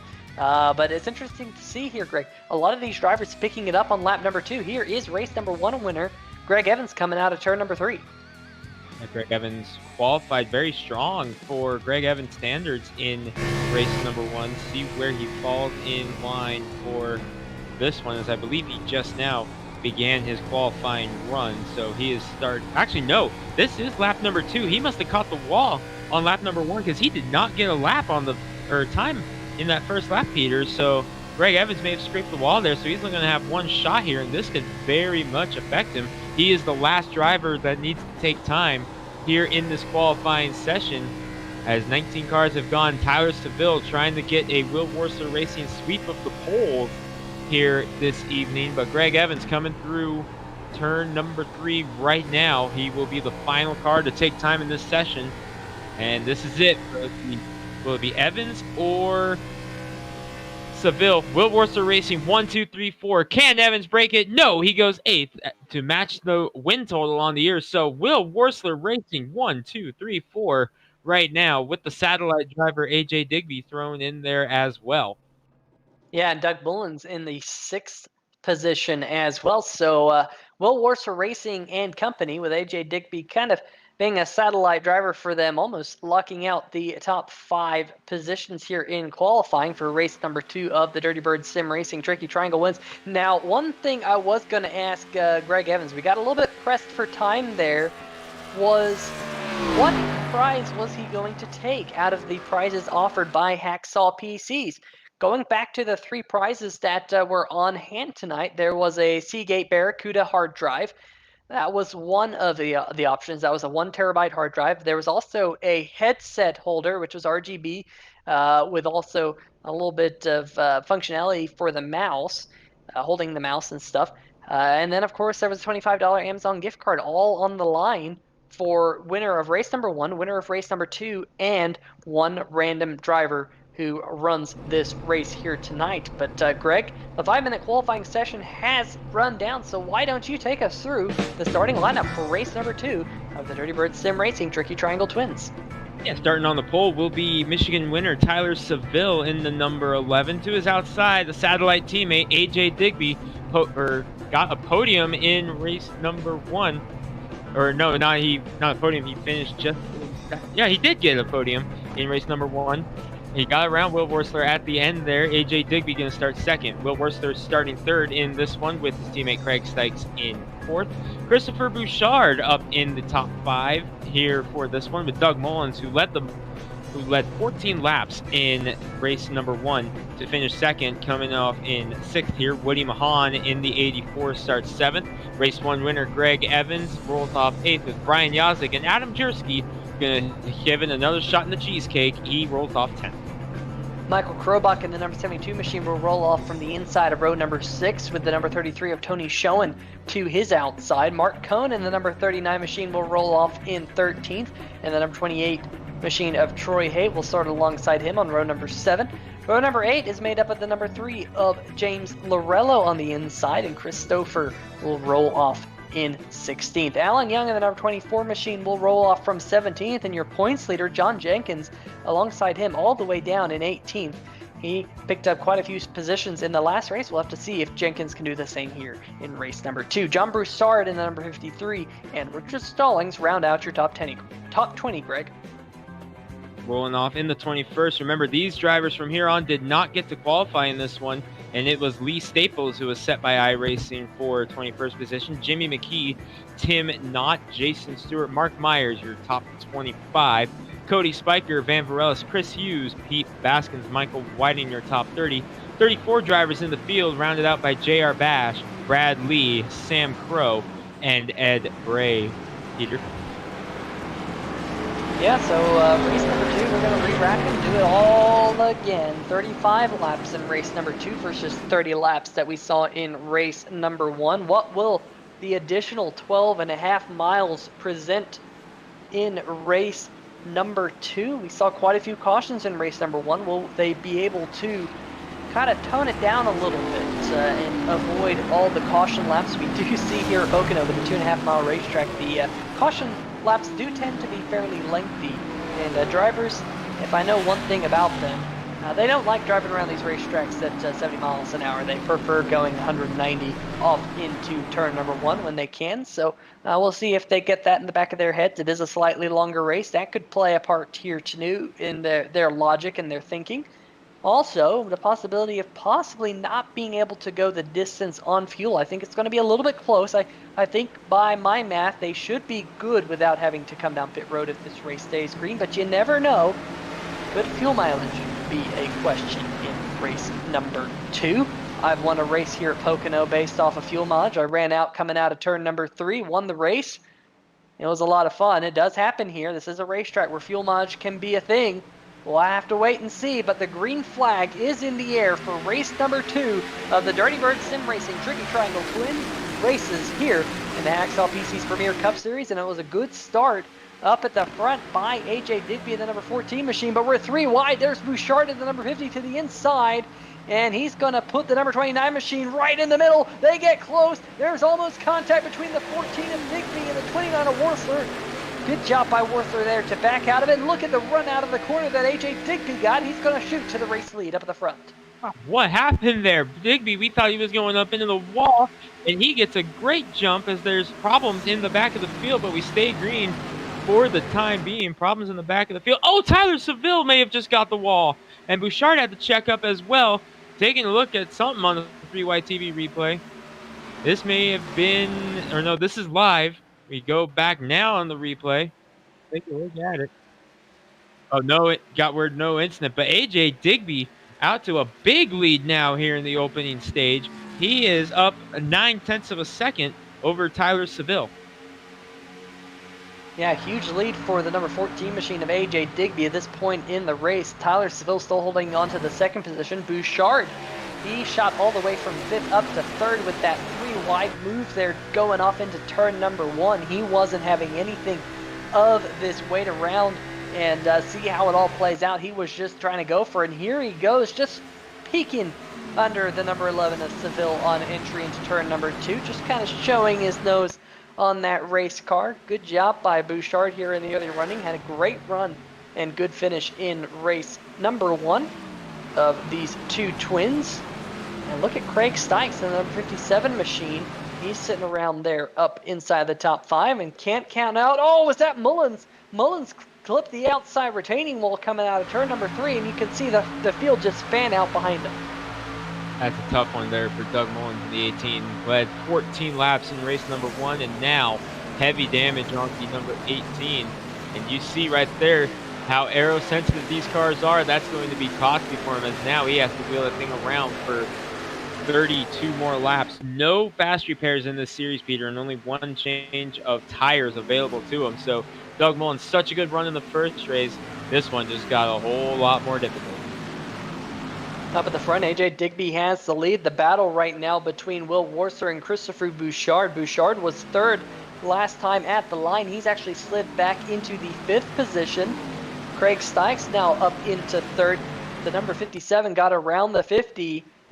And now Will Worcester trying to do battle with Bouchard as well. Now down the front stretch, you can see Will Worcester, he's in that higher groove, drafting off the cars in front of him, which are all of his teammates, including the satellite driver of AJ Digby and the number 14 machine.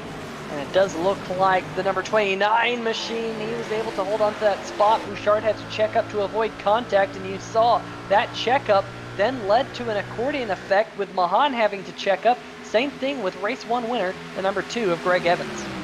And look at this, all 3 HPP simulations Mustangs right there, in there. Wow, our producer getting really excited over the Marlins game, but here comes Yazik to the outside of Bouchard. And remember, Yazik winner 2 weeks ago at Kentucky. Krobach and Mahan still searching for their first wins of the season, battling with Bouchard and Evans. And Evans has 8 wins on the year now, counting that one about 20 minutes ago. As the drag race goes on between Yazik and Bouchard in front of them. But up front, still Will Worcester Racing 1, 2, 3, 4. Tyler Seville, though, starting to eat into that race lead, though. It's down to only about 0.4 of a second between Digby and Seville. Stykes right on the back bumper as well on Seville. You can see that number 57 machine right there, but then it's over a second between Stykes and Will Worcester in this crazy battle going on for the 5th position on back, held by Bouchard. Yazik right behind in 6th, and right in the tunnel turn, the number 66 of Ed Bray, slow and off pace down there, getting caught in a bad spot. Got everyone to go around him. He's just trying to hold on to the inside groove here. Not quite sure if there's a problem with Bray's number 66 machine, but he's definitely off the pace here. He missed the start of the race, and you can visibly see all the cars kind of fanning out as we have a battle for the race lead. Talking about fanning out, Tyler Seville going to get around AJ Digby. I said he was closing in, and just like that, new race leader here at Pocono. Bringing Craig Stykes with him, getting a run on Digby. That's 2 Will Worcester Racing entries in the satellite member, AJ Digby as well. Essentially the 5th Will Worcester car in this series, as Richard Fletcher not in the field tonight, the usual 5th Will Worcester Racing entry. But AJ Digby doing a good job up there with his teammates, so to speak, as Will Worcester got a really good run down the short chute there, Peter, into the tunnel turn. He was able to get right up there as well. And boy, Will Worcester Racing, I know Nikki in the chat's got to love seeing those 4 cars breaking away from the field. Yeah, absolutely. We're riding on board here with Craig Stykes closing in on the back bumper of the number 14 machine. We almost had a collision in the back half of the field as I say this, but the number 57, Stykes, going to get underneath Digby, and looks like he's going to take the 2nd position away. I saw contact, I think it was the number 41 machine of Tim Knott, who might have had a little bit of contact there in turn number 3 with one of the other cars, went well up the racetrack, was able to keep it off the outside retaining wall. So Tim Knott back there really struggling here in the early running, qualified 23rd, and he has already fallen back to the 26th position. Hopefully he can get that thing pointed in the right direction and moving up through the field. But up through the field, here is the number 18 machine of Doug Bullens trying to get a spot from the number 84 machine of Woody Mahan. That's a battle around the 7th position or so. Good job by Mahan to get that race car up there. Michael Krobach in the number 72. Oh, contact, that's Lorello in the outside wall, coming back up the racetrack. Look at Spiker in the field, scattering to avoid the number 3 machine. Caution flag finally in the air. But just like that, Lorello is going to take a tow to his pit box. One other car looks like he was involved in that here. Greg, talk us through this one. We're going to look at the 3x3 replay. Wow, John Jenkins, the 7. Wow, who was that shot down the pit road there? James Morello, that was Jimmy McKee in the number 8. What happened to him there as he just shot down pit road sideways? Let's take a look at the 3x TV replay and see if we can't figure out what happened here, Peter. Here wrong. Morello breaking loose. There's McKee. Wrong place, wrong time for Jimmy McKee. Absolutely. Tough break for him. Yeah, just wrong place, wrong time. Lorello gets into him and just boink. Here we go. Jimmy McKee on board with him. That's Lorello and Jenkins right in front of him. And bingo, bango. Well, that number 8 machine definitely going to have to come down pit road to get some damage repaired, but that's not how you want to come down pit road after that contact with the number 3 machine. Let's look at your points leader, the number 7 machine right there on the inside here in the slow motion camera. Just a glancing blow for John Jenkins in that number 7 car. That was around the 14th position or so. Remember, Jenkins qualified back around 18th. He's been trying to work his way forward. Don't think there will be too much damage on that race car, but unfortunately for the number 8, the McKee Lawn Care Services race car of Jimmy McKee. Lots of damage from that very heavy impact we saw right there. Got the whole side of the car up off the ground as it spun like a top to a halt right there. Fortunately, not in his pit box. Wouldn't that have been something, folks, if he would have spun to a halt in his pit box? It'd be a twofer there. But Jimmy McKee, a lot of damage here in the early going. That's happened to me in a West Coast Smash to Pass race, Peter. Flew off the track and landed in my pit stall. The problem was I was on my lid, which you asked Carlos, who commentated the West Coast Smash to Pass race that we aired on 3YTV a while ago. That was not exactly an uncommon situation. Yeah, for all those people watching here in the chat, Smash to Pass, in quotations, it isn't exactly what it sounds like. It's more of a smash to smash and see where you end up at the end of it. But here we are under the first caution here in race number 2 of the Dirty Bird Sim Racing Tricky Triangle Twins. A couple of cars towards the back of the pack possibly electing to come down pit road. Some cars faking out. This might be a couple of drivers coming down to get some damage repaired, including the number 7 machine of John Jenkins. Looks like John Broussard coming down in the number 53 machine, among others. Lee Staples and John Van Varellis also electing to come to their pit box. And you can see right there a little bit of right rear damage to that number 7 machine from that contact possibly with the spinning number 3 machine. James Morello looks like he has taken that race car to the garage. And was that the number 7 machine there possibly taking tires, or maybe just a long... Jenkins, points leader, taking tires. Ed Bray going to get the lucky dog here, so... All right, Peter, lap 10 of 35 this time. 5 extra laps in this one, and going to be an interesting one here. Yeah, interesting to see some drivers electing to already use their only set of Goodyear tires on pit road, and maybe some of these drivers thinking, yeah, you know, the field started to thin out a little bit there. It kind of had that green flag feel. Maybe we'll get a long green flag run to finish up this race. Wouldn't that be nice? I'm sure all these drivers would love a little bit of green flag running here at Pocono. Save their tires and let it all pay off towards the end of a run. You know, that's one thing. These drivers always have different strategies. Some drivers elect to go out there and use up their stuff early. Other drivers decide to save their stuff. So then you have some drivers like the number 2, Greg Evans, who does both at the same time somehow. That number 2 machine very, very easy on his tires with just how fast he is. It's been very, very impressive to see all 8 wins this year. But got a little bit of the digger cam there in turn number 3, a little go for cam, and getting to see all these cars go by and get to see the underneath of some of the race cars as well. Remember the old animations that Fox used to have for the digger cam? He had his own little cartoon. They got Keith Urban sing the theme song. That was awesome. That was one of those little things about NASCAR that I missed. I love the little digger animations there. Yeah, absolutely. I mean, you could get t-shirts, you could get lunch boxes, you could get cups, you could get hats. Fox put digger on everything back in the day, and it definitely, you know, has gone by the wayside. But you know, we do get to have a little bit of go for cam action here on 3YTV, so that is always fun here as the pace truck lights are off, and we're going to get set to go green flag here in race number 2 of the Dirty Bird Sim Racing Tricky Triangle Twins.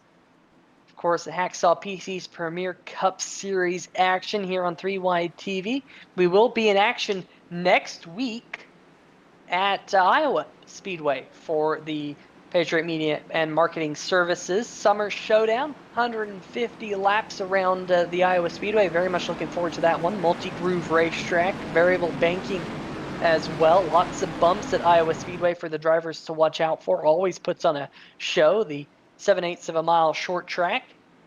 Super, super fun. Make sure you tune in same time, same place here on 3YTV next week. But the number 11 machine, Tyler Still, about to lead us back to green here, Greg. And Craig Sykes to his outside. Remember, Sykes led so many laps last week at New Hampshire Motor Speedway. Led, I believe, 49 or so laps in that race car, trying to get to victory lane here for the second time this season. Yeah, it's going to be something special with these teammates to see him on this restart. Both teammates looking for their second wins of the season. Stykes winner at Talladega, Seville winner at Michigan. Here we go, green flag, and they've got two other Will Borstler cars right behind them. Look at Greg Evans in the two, already fanning out, going 3 wide to the inside of Bouchard here. Race winner just an hour ago, less than, going for it here. Well, Craig Stykes pushing way up the track there, but he's going to get a good run on the outside with help from AJ Digby. That 57 may get a shot at the lead here. Taking a look at the replay, watch the two of Greg Evans, that bright green duct tape car.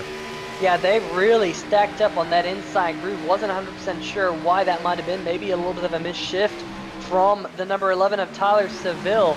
But it has actually allowed Craig Stykes in the number 57 machine to take the race lead. And look at that bright green number 2 machine. You can't miss it right there on the center of your screen. He has shot all the way from 7th on the restart. He's now battling for 3rd. Your race winner from race number 1 here tonight.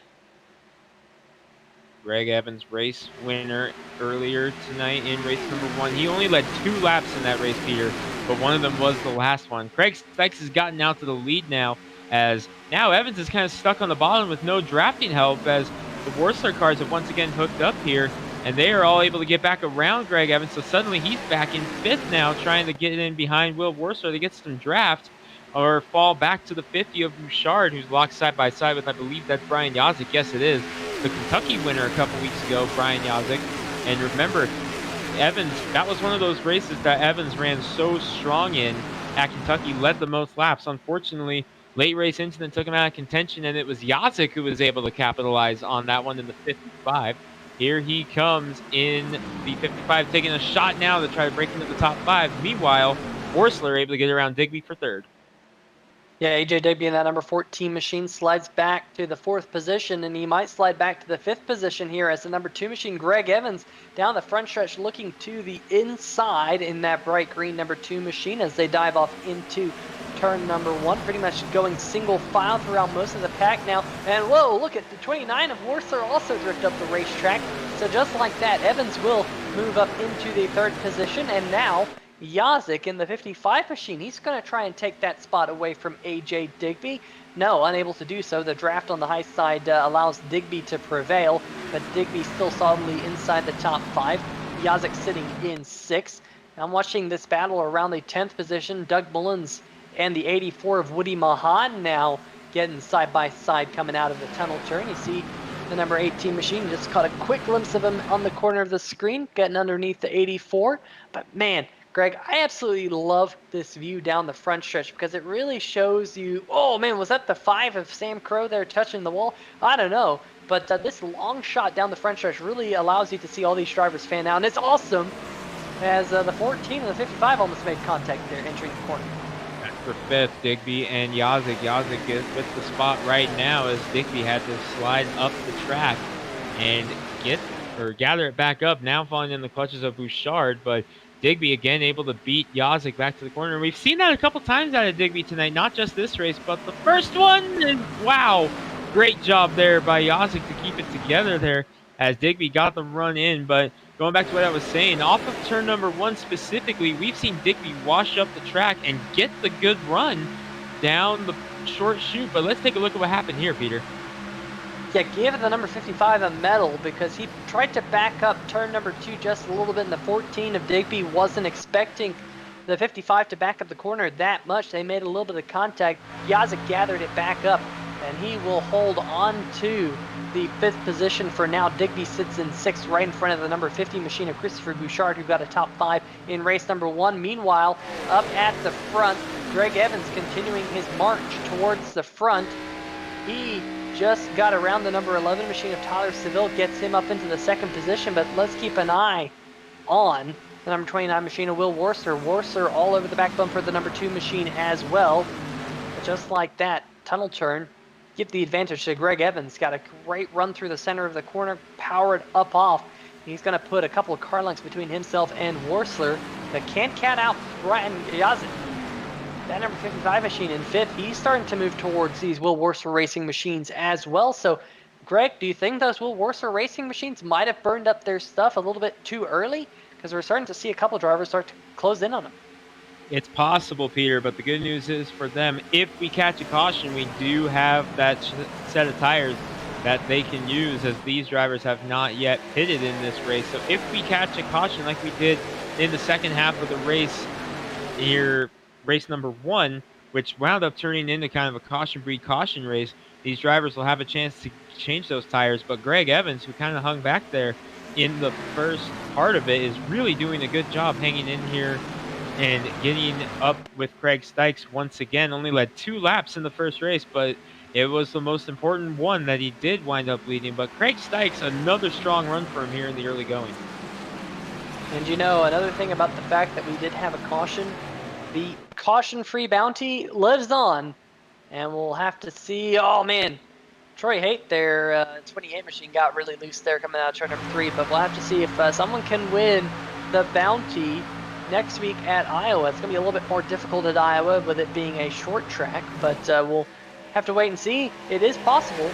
But up at the front, the number 2 machine continuing to close in on the number 57 of Craig Stykes, now down to just 0.2 of a second. We ride on board with the number 2 machine right now, looking for win number 9. Greg, last week we said he added on the PAT. Well, tonight he got the 2-point conversion, made it 8 for the year, and possibly trying to go for 9 here in this one. And he might have a shot here. Here he comes to the inside of Stykes into turn 3. Got the nose in front, but can Stykes beat him back to the throttle? No. Evans is going to clear. Stykes tries the crossover, but backs out of it. So now he's going to be able to draft with Greg Evans down this long front straightaway as they sail off towards turn number 1. Such an awesome view, Peter. This long straightaway to just see him sail off into the turn. Here comes Stykes looking for the lead back. Yeah, he had that high line through turn number 3. That allowed him to carry a little bit more momentum coming off that corner. Use the draft down the front stretch to get past the number 2 machine. But now look at the number 2 drafting right up to the back bumper. But look at Will Warser starting to play. Where did he come from? Spoiler here. Yeah, where did he come from? A little bit of a checkup up at the front. Look at Evans. Evans. Now Warser runs wide. This is a crazy battle for the lead here just as we reach the halfway mark. Craig Evans to the inside of Will Worsler. Here comes Tyler Seville back into the fray, as well Brian Yazik.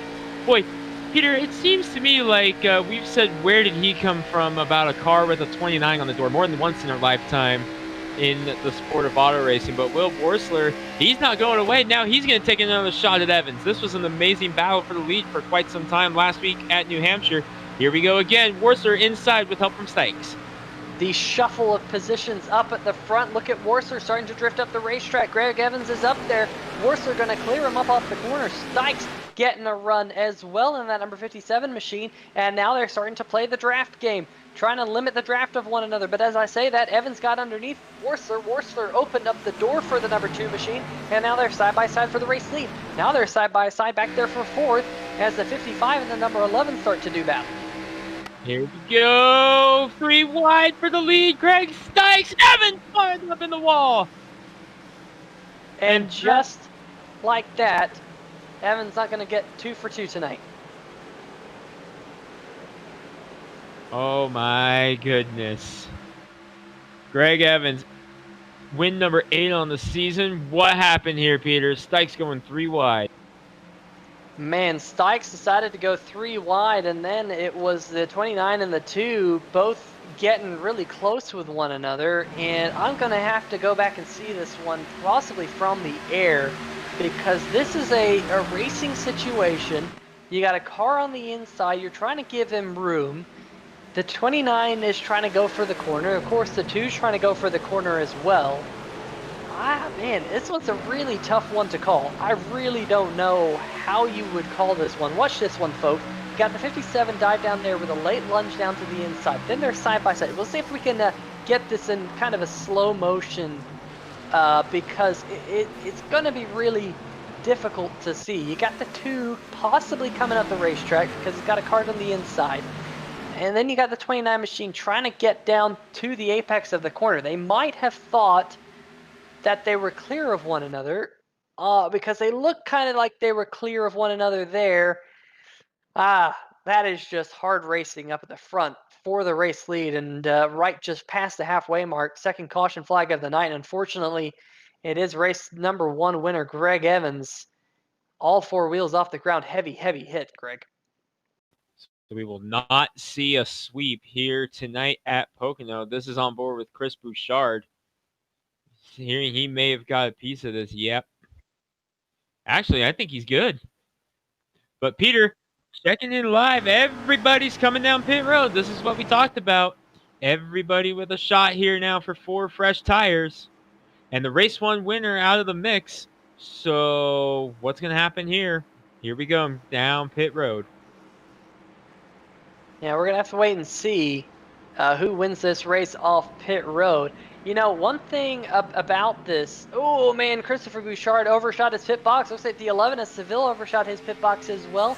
I mentioned it in race number 1. This is not an easy pit road to get onto. Very difficult to head into your pit box because of the brake package they use here at Pocono. But who will win the race off pit road? Looks like it will be the number 29 of Will Warser, Yazik, in the 55 machine. And then 5 wide behind them for a spot in the top 10. Boy, oh boy, very, very close between a couple of drivers there. I don't know. There's going to be some very interesting events happening out there on the racetrack. Would try and see if I could catch a word with the driver of the number 2 machine of Greg Evans, but he is not in the Discord with us. So unfortunate there, but nonetheless, he is currently sitting on pit road trying to get as much damage repaired as possible on that duct tape machine. And Greg, I think Mr. Evans is going to have to pull out some duct tape on that race car because, fortunately, there's quite a bit of damage. Yeah, Greg Evans, and we've seen this quite a few times over the last few weeks, Peter. It seems like Greg Evans is Mr. Checkers or Wreckers right now because in the last 6 races, 2 wins and 4 wrecks, and oh my goodness, the driver that just came out in the lead, Will Worsler, has been given the EOL penalty. Yeah, if you're new to the American Sim Racing Hacksaw PC's Premier Cup Series, they do have a strike system. So if you are deemed the reason for the caution, you get a strike added to your name, but you also have to have an end of longest line penalty. So that is what Will Worsler here in that number 29 Slice Porcupines machine is serving. Now he will have a strike added to his name, and if you have a couple of strikes, you actually get a penalty for the next race, and that penalty is, well, you can be outright outlawed from racing. You can get a 1 race suspension, and this week I don't believe we had any drivers on suspension, but with the fact that we had double headers here tonight, kind of extends the possibility of possibly getting some drivers who will see a penalty at Iowa, possible suspension. So we'll have to wait and see, but we did have a couple drivers stay out, Greg, up at the front, including Lee Staples in the number 26 StepTire.com machine, John Broussard in the Glassdoor Brewing race car, and Ed Bray, Boswell's Country Roads Harley Davidson number 66 machine. But then we have drivers on fresh tires. Brian Yazik in the number 55 HPPSimulation.com Ford will be the first car on fresh tires, followed by the Slice Porcupines number 11 of Tyler Seville. So it'll be really interesting, Greg, to see how these fresh versus old tires plays out here when we get back to green. We saw a little bit earlier in race number 1 of the Dirty Bird Sim Racing Turkey Triangle Twins that it didn't work out for the 01 of Brad Lee. Will it work out for these 3 out front? We'll see, Peter. Going to be definitely a show. Worth noting here, Greg Evans, the number 2, the other car involved in that, has also been given the EOL penalty, albeit he is still on pit road, but it is worth noting that he has been given a penalty as well. So so it's looking like they just decided both drivers equally at fault there. So kind of surprised they gave both the penalty instead of just letting it go. Well, that is how the domino falls here at Pocono Raceway, but the green flag back in the air. 26 machine Lee Staples trying to get out to a jump here in the StepTire.com Chevy. Got the number 66 behind him, and look at the number 50 machine. Christopher Bouchard taking it 3 wide here down on the inside. Look at Krobach in the 72 starting to come down the racetrack. Now we're going to see what the old tires versus the new tires can do. Look at the 55 of Yazik trying to split the middle. He's unable to do so. We're going to be 3 wide coming out of turn number 1. Cars fanning out all over the racetrack. We're 4 or 5 wide near the back of the pack. Brian Yazik, winner of Kentucky 2 weeks ago, trying to get a run here. Remember, it was late race pit strategy that got him that win. Here it is with 4 tires again. Oh, but a big slide out of the 55. Makes the save. Doesn't lose any ground, but that was a big slide out of the 55. On board with Tiresville right behind them. Behind them, Chris Bouchard in the 50 making a run. But he's going to slide up the track, as does Woody Mahan. Look at John Broussard for second slide in front. Oh, who's not going around? We got the entire field involved now.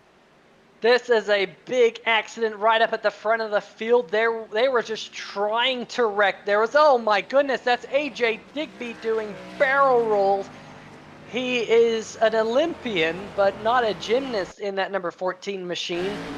And that's 10 out of 10 for the flips there. We go on board with him right here. And points leader John Jenkins involved as well. Came back up the racetrack. 78 Van Varellis into the side of the 14, sends him flipping. Oh boy, that is a big one here at Pocono. And watch this, Greg. I mean, we had like 3 or 4 cars breaking loose. Watch the number 50. Look at the 66 of Ed Bray get loose. There's the 57 of Sykes getting by him. They make a little bit of contact. Bray still trying to hold on to it. 55 getting loose of Yaz. Look at Yazik just sneaking through there in that race car until, boom, 53 of Broussard coming down the racetrack. That is just chaos. Did it start with the 66? Did it start with the 53? Where exactly did it start? I don't know. But we have a lot of junked up race cars coming out of turn number 3 right here on the front stretch. And that flagman right there getting the best view of the house of this one. John Broussard in the 53 is taking responsibility for the wreck. He said in the race chat that was all him, but I'm not so sure you can pin that entire thing on him because there was just so much jockeying going on there. But wow, AJ Digby definitely with the style points on that one for sure. But boy, this is going to change the entire complexion of this race. We take one more look at it here, and this is the view that was going to tell the story right here. That long straightaway. Wow. You hear the big one at Talladega and Daytona. You don't hear about it too much at Pocono, but when it happens big. Yeah, here we go on board with AJ Digby. Here we got the gyro cam teed up as well. So there's the contact that sent him spinning down towards the inside of the racetrack. But here's the big hit when he comes back up the racetrack. Bam! John Van Varellis into the side of that number 14 machine. Pirouettes, end over end barrel rolls. I like to call those a little bit of Rusty rolls, back to what Rusty Wallace did back in the day. And unfortunately ended up on his lid. But wow, the top 3 finishers, Greg, in race number 1 here, definitely all kind of running into issues. I mean, we've seen the number 18 of Doug Mullins hit the outside wall. In fact, that number 18 machine still has a little bit of damage. We also see Greg Evans. He's pretty much out of the race at this point. And now AJ Digby, your 3rd place finisher from race 1 of the Dirty Bird Sim Racing Tricky Triangle Twins. He's done as well. So we could be talking to 3 completely new drivers here at the end of race number 2. Definitely very interesting to see that here tonight. Craig Sykes falling to the back in the 57 as well. So here we go. Inside of 10 laps to go. And Peter, this entire race just got turned on its lid, or kind of like AJ Digby just there. But let's take a look here at the revised top 5. We got Lee Staples leading the way in the 26. He's on old tires. You got Chris Bouchard now up in 2nd. Cody Spiker 3rd. Richard Stallings, how about that, up in 4th now with Michael Krobach rounding out the top 5 now, Peter. So an entirely new cast of characters up front now. Yeah, absolutely. It's very interesting to see how this is all going to play out. Alan Young in the number 24 machine, remember, didn't have the best of races in race number 1. Now he's up in the 6th position in that number 24 machine. Do believe that the admins saw the number 53 machine get loose and then saw possibly a little bit of contact with the number 57 machine. And that is the reason why the 57 machine has been sent to the end of the longest line. You see a couple of cars, including your points leader right there, the number 7 machine of John Jenkins, Max Pappas Innovations, on the hood of that Toyota Camry. He's now driving a modified. There's Jason Stewart. He was involved in an accident in race number 1. Here again, race number 2, similar story for him. We heard him say he doesn't feel like he has any luck in that race car. And there's the number 2, Greg Evans, back out there on the racetrack. He is sitting 2 laps down in 32nd in that duct tape machine. Luckily, they had enough duct tape to put it back together there, Greg. Yeah, definitely good to have a sponsor willing to help you out there, like they were with the 2 of Greg Evans. So Evans definitely getting some help from his sponsor today, but he is 2 laps down in the number 2. So he got win number 8 on the season earlier, but not going to happen here today. But boy, Peter, this entire field just got shaken up. I'm looking. Do we have any wins this season represented in the top 10? I don't think a Ooh, single driver in the top 10 has won a race this season. I think you're right. I think the I first can't driver seem to with the win recall. is Will Worsler in 13th. Wow, this is going to be very wild now, knowing that all these drivers are looking for their first win of the season. And Will Worsler in the number 29 machine looks like he did get a little bit of front end damage from that accident, but looks like it's mostly clean and green. But here we go. Pace truck down pit road. Green flag back in the air. Lee Staples gets us back to green flag action. 8 more laps to go. And look at the number 50 of Bouchard. Already out to the race lead. He's got his nose ahead, but he doesn't have any help from behind. The number 17 of Stallings not helping the number 50 as the number 26 gets a push from Spiker, but remember, Bouchard is on fresh tires, but he shoots up the racetrack, hits the bumps in turn number 1. He's going to power out of it as we're 3 wide back behind it once again, almost 4 wide down the backstretch. Mark Myers in the 04, 04 wide. Oh boy, this is getting so. Look out! Cody Spiker has to check up as part of the lead. Bouchard breaking away from Lee Staples, but this is a hornet's nest back here. This is third on back, trying to settle it down. Look at Krobach up there with the nose in front of Stallings right now. That's for third on the podium right now. As up front, it's Chris Bouchard, who got the pole earlier at Richmond, has been running very strong all year, just hasn't broken through. Way down on the inside. Who's that down low? Was that Doug Mullins? I think that was Doug Mullins, and we're 3 wide once again. Mullins underneath the number 19 of Spiker up the middle. Contact Spiker and Mullins, and here comes the number 19 up the racetrack. Ouch! Again, under caution here at Pocono, and Mahan gets a piece of it there. I didn't quite see if there was any other cars involved, but Spiker and the 18 were leaning on each other down the front stretch. And that snap-on number 19 machine into the grass, back up the racetrack. Oh, looks like possibly Adam Jersky and the number 29 machine of Will Worcester might have got a chunk of that one. But that puts us back under caution here with under 10 laps to go. Here we go, on board with Cody Spiker.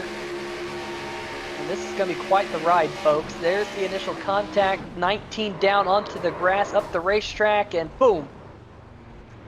Some heavy, heavy hits tonight at Pocono here in the American Sim Racing Series Hacksaw PC's Premier Cup Series. Very brutal hit there once again. And this has just been so unbelievable here. Here we go on board with the Beef Jerky Cheesecakes. Number 69. Let's see if he gets caught up in it.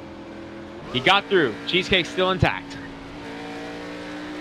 Yeah, I might have just got a small piece of the cheesecake. Maybe that just knocked off one of the strawberries if it's a strawberry cheesecake that he's making for us here tonight. But he's still being... Yeah, maybe. I'd take a slice of strawberry chocolate cheesecake right now. But tell you what, there was some very close misses on this one. Our producer got really excited about this camera that's coming up here. He got really excited in our ear about this camera angle. On board with Will Worcester, the 29. Let's see what he saw. And not seeing too much of it right now. There, man, I'll tell you what, Will Worcester, I don't know how he saw any of this happening, but he might have just got a scratch from that. If that. His but a scratch. Will Worcester now inside the top 10 in that number 29 machine. What about Lee Staples? We could be talking about Lee Staples as possibly having the pit call of the year here in the 3-wide TV. I mean, out of all the series we broadcast, this number 26 machine, he decided to stay out under the caution a couple laps ago, just after halfway. And he's currently sitting in second right behind Christopher Bouchard, possibly could get a run on that number 50 machine and possibly come home with a win. We'll have to wait and see. But Lee Staples looking very good up there in the StepTire.com number 26 machine.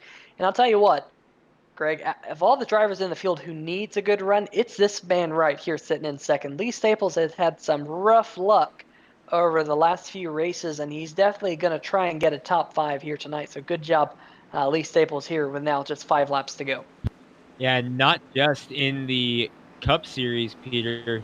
He's also been having some bad luck in the Boswell's Country Roads Harley Davidson Thursday Night Throwback Series. By the way, we did have a race scheduled for that series at Legacy Pocono, the old version of Pocono, for this Thursday. But with the NASCAR Cup Series running Thursday night at Kansas this week, and can't remember the last time we ran on a Thursday in the Cup Series, but regardless of that, with that schedule being changed up for the pandemic reasons, the race next week for the Boswell's Country Roads Harley Davidson Throwback Series, that's being pushed back another week. So we will have that race coming up next week at Legacy Pocono right here on 3Y TV as Greg Evans gets one of his laps back in the number 2. So gets the lucky dog. But don't forget, not our last trip to Pocono this season. We're going to the old school Pocono with the old school cars next Thursday here on 3Y TV.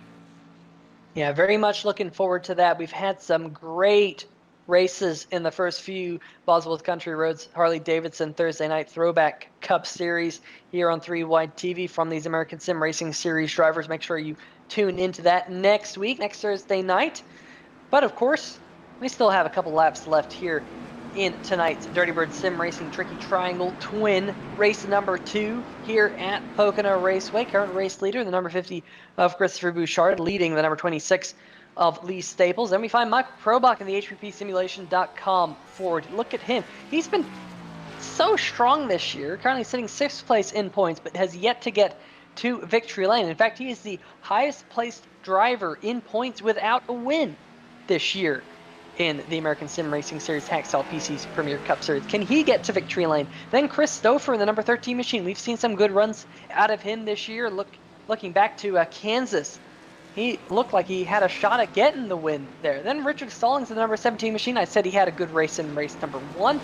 And here again, race number 2 inside the top 5. Great job by Richard here tonight. Doug Mullins in 6th. We saw a lot of pace out of him in race number 1 as well as in qualifying for race number 2. What can he do? Alan Young, Adam Jersey, Mark Cohn, and Will Worsler rounding out your top 10. Remember, Worsler had that penalty he had to come back from in that number 29 machine.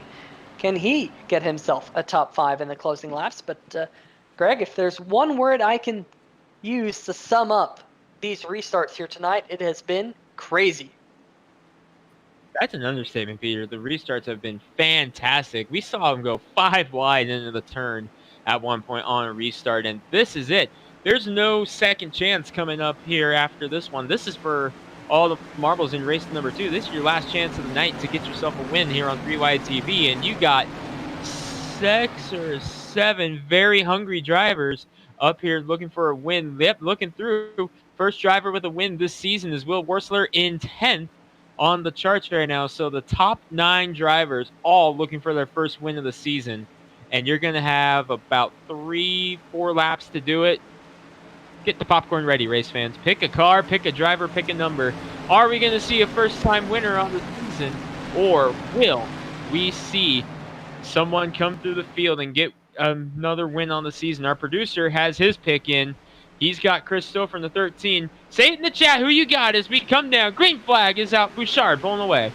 And it was interesting to see that Bouchard actually chose the outside line. The leader does have lane choice here in the Hacksaw PC's Premier Cup Series, and Bouchard decided to use that high line, and he used it to his advantage. Look at that huge jump over the number 13 machine, who was right behind him, and now the 72 of Krobach stuck behind the 26 of Staples, who's on slightly older tires, and that has allowed Bouchard to skip away here. Just 3 more laps to go. There'll be 2 laps this time by. Look at Staples still trying to hold on to that second position, weaving all over the racetrack to try and hold off the number 72 of Krobach, who's underneath the number 13 of Stouffer, and Stouffer now on that not preferred high groove. Mullins now underneath him trying to take away a position, and Stallings kind of laying and waiting in the number 17 machine, trying to figure out which lane's going to go first up in front of him. He's going to try and get himself back up into the top 5 as he slid back a position to Mullins, but Bouchard up at the front just pulling away here with just 2 more laps to go. Mitch Bouchard, he got a pole earlier this season at Richmond and has had a lot of strong runs, but with a big lead now as the rest of the field still trying to get by Lee Staples. They finally will, so Krobach is going to get there, and let's see if we get it as Krobach. Oh, there goes Silfer! 13 we're going to have a caution. machine. Yep, 13 is around. Caution is out. We will have a green-white checker, and that is a heartbreak for the number 13 machine of Chris Stouffer coming out of turn number 1. Let's see what happened here, Greg. I think he might have just had too much beans in that car. Oh, yeah, just... Yeah, number 13 there. Breaking loose. Here we go, on board with the number 13 of Stouffer. And just watch how quickly this car gets away from him. Just right there, just steps out, and Greg tries to save it, but into the outside wall, and it was on from there. Stouffer going around, and man, that's a tough break. And I know our producer's mad because that's the guy he picked for the win, and we're going to have ourselves another shot. Doug Mullins in the 18 is going to be in the inside row P3. So Will Worcester Racing, Ace might still have one shot left here. Doug Mullins, and it is going to be wild. Doug Mullins is going to be third here on this restart. Remember, he finished second in that first race. What's going to happen here? Yeah, we were basically saying that Doug Mullins, you know, he had that damage. He made that contact with the outside wall early. Was saying, well, you know, all of our top 3 were having trouble from race number 1. Well, Mullins has definitely rebounded in that Slice Porcupine Chevrolet to get up there in the top 3. Good job by Mullins to kind of rally here late in the race. Trying to figure out what happened to the number 29 machine of Will Worcester. I'm hearing he might be down on power in that race car. He was inside the top 10. He's now slid all the way back to the 19th position. So looking through the field, folks, the first car who's already got a win this season is currently running in the 12th position. So I do believe we will have a new race winner in this race here tonight, the second of the 2 Dirty Bird Sim Racing Tricky Triangle twins. It'll be great to see someone new in victory lane this season, Greg. I'm excited to see who it's going to be because these last 2 laps are going to be super exciting. Remember, we do have 3 attempts at a green-white checker here in the Hacksaw PC's Premier Cup Series. And when we do go back to green flag, will be the first of those 3 attempts. Yeah, going to be wild here. Remember, both races coming down the green-white checkers here, Peter, and no time crunch here in this one as we don't have a second race to worry about here on this one. Couple drivers coming down pit road here for a shot perhaps and some repairs as they've gotten caught up in accidents in various moments throughout this race. So taking a shot at, here we go. We'll see how it goes. And Greg, lucky dog, Greg Evans in the number 2 machine. He's back on the lead lap. How about that? Oh boy. That duct boy, tape machine was smoking. Yeah, we might not be done yet with that 2 car if we can catch another caution here, another green-white checkered. I got sidetracked through it. Yeah, it'll be interesting to see how this all pans out, but we're going to step away for just a brief moment here on 3Y TV. Have a quick word from our sponsors. We'll be right back.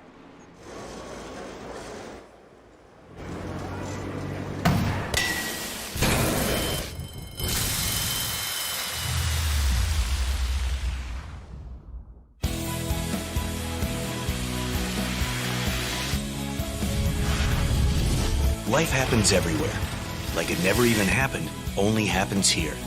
The cleanup and restoration specialists at 1-800-SERVPRO and ServPro.com.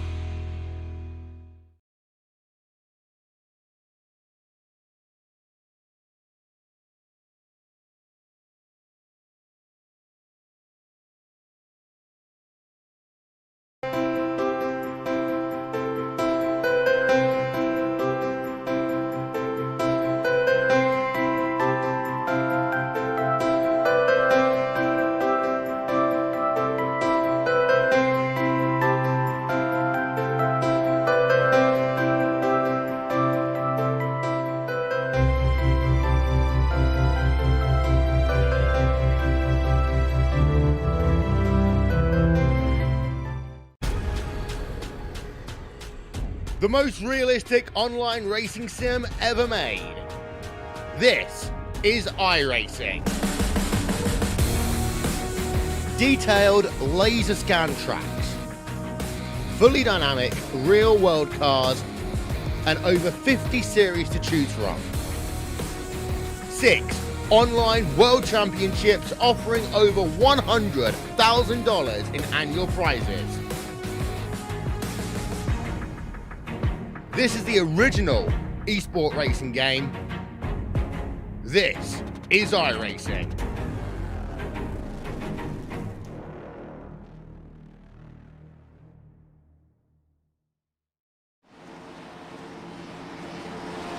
All right, folks, welcome back to the Pocono Raceway. The first attempt at a green-white checker is coming up here for you shortly. The number 50 of Christopher Bouchard, Greg, he's choosing the outside line. He did that before, it worked out for him, but he's trying it again now, but he has the fresh tires of Michael Krobach to his inside.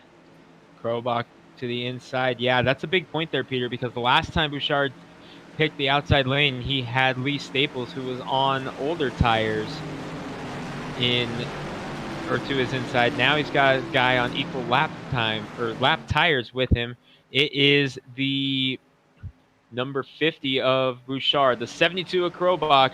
Two drivers looking for their first win of the season, and Bouchard is off and running just like last time. Here we go, green-white checkered attempt number 1. As soon as that pace truck disappeared in front of him, Bouchard took off in that number 50 machine. But look at the number 72 of Krobach. He's got a little bit of help from the number 18 of Doug Mullins. And the 72 of Krobach's going to shoot off into turn number 1, but he's not going to be able to hold the bottom. And a caution flag is back in the air. We're going to have another attempt at a green-white checker, as looks like the number 44 machine, Michael Whiting, has gone around in the Brookside Equipment Sales Chevrolet. And we will re-rack him and do it all again, Greg.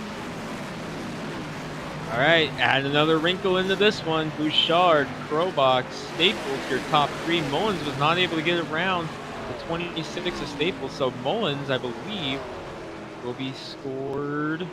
Actually, no, he was able to get around Staples. Staples just beat him back to the line on the restart. That's what happened. Taking a look at the replay, what happened to Michael Whiting.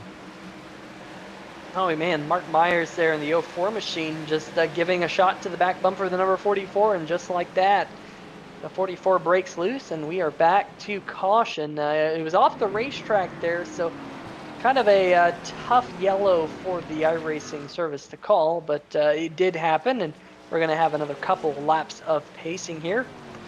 Let's see if we can possibly dial up some of these drivers who are up near the front of the field. Let's see if we can dial up your race leader currently, the number 50 machine of Bouchard himself. We'll let him get situated behind the pace truck so as to not really interfere with him all too much.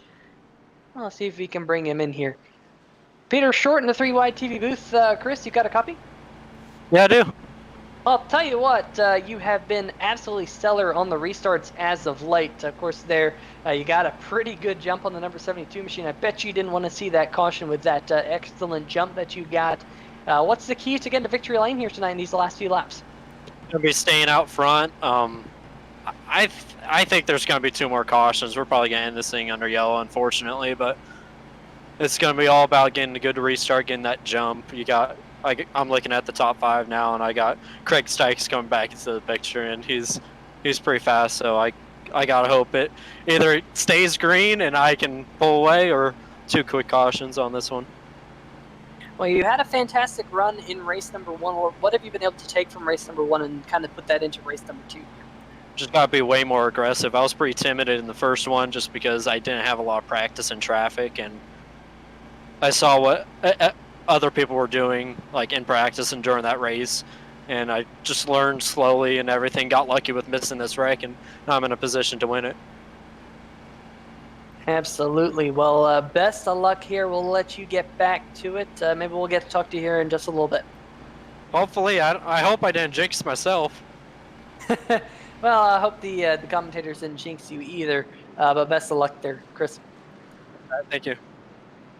All right, well, that is your current race leader. Let's see if we can possibly bring in your second place car. And Greg, Let's see if we can get the number 72 and Michael Krobach in here for you. And there he is. Greg, take it away. Yeah, Michael Krobach, Greg Rents, 3YTV, got a copy. Hey, Greg, how's it going?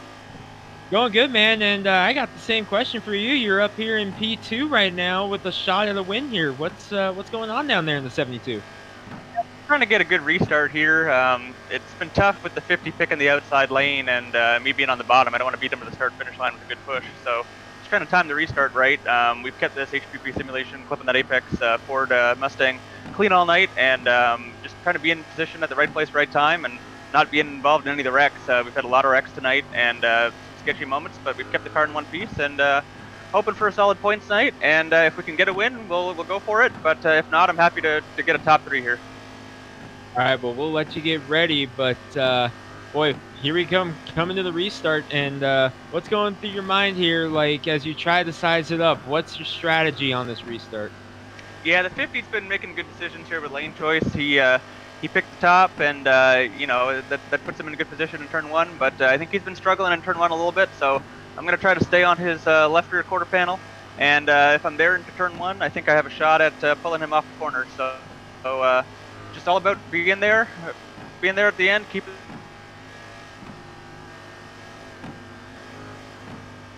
All right, well, Michael, we'll let you go and get ready here for this restart. Good luck the rest of the way. This car clean, and we'll see what happens. Up there he was. I kind of lost audio there for a second, but Michael, good luck.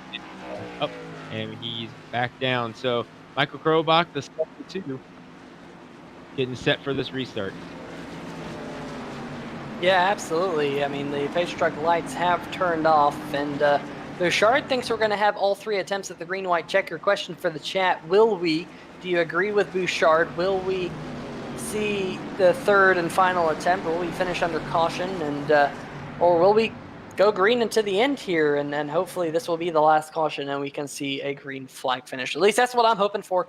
Let us know in the chat here on 3Wide TV who you think is going to come away with the win as well here for this late race caution. And Greg, one thing I was interested to hear there from Michael Krobach is that he thinks he can pull the number 50 out of turn number 1. He thinks he's struggling there as a race car driver. When you see a weakness in another driver, is that really what you're going to attack? Are you going to strategize that?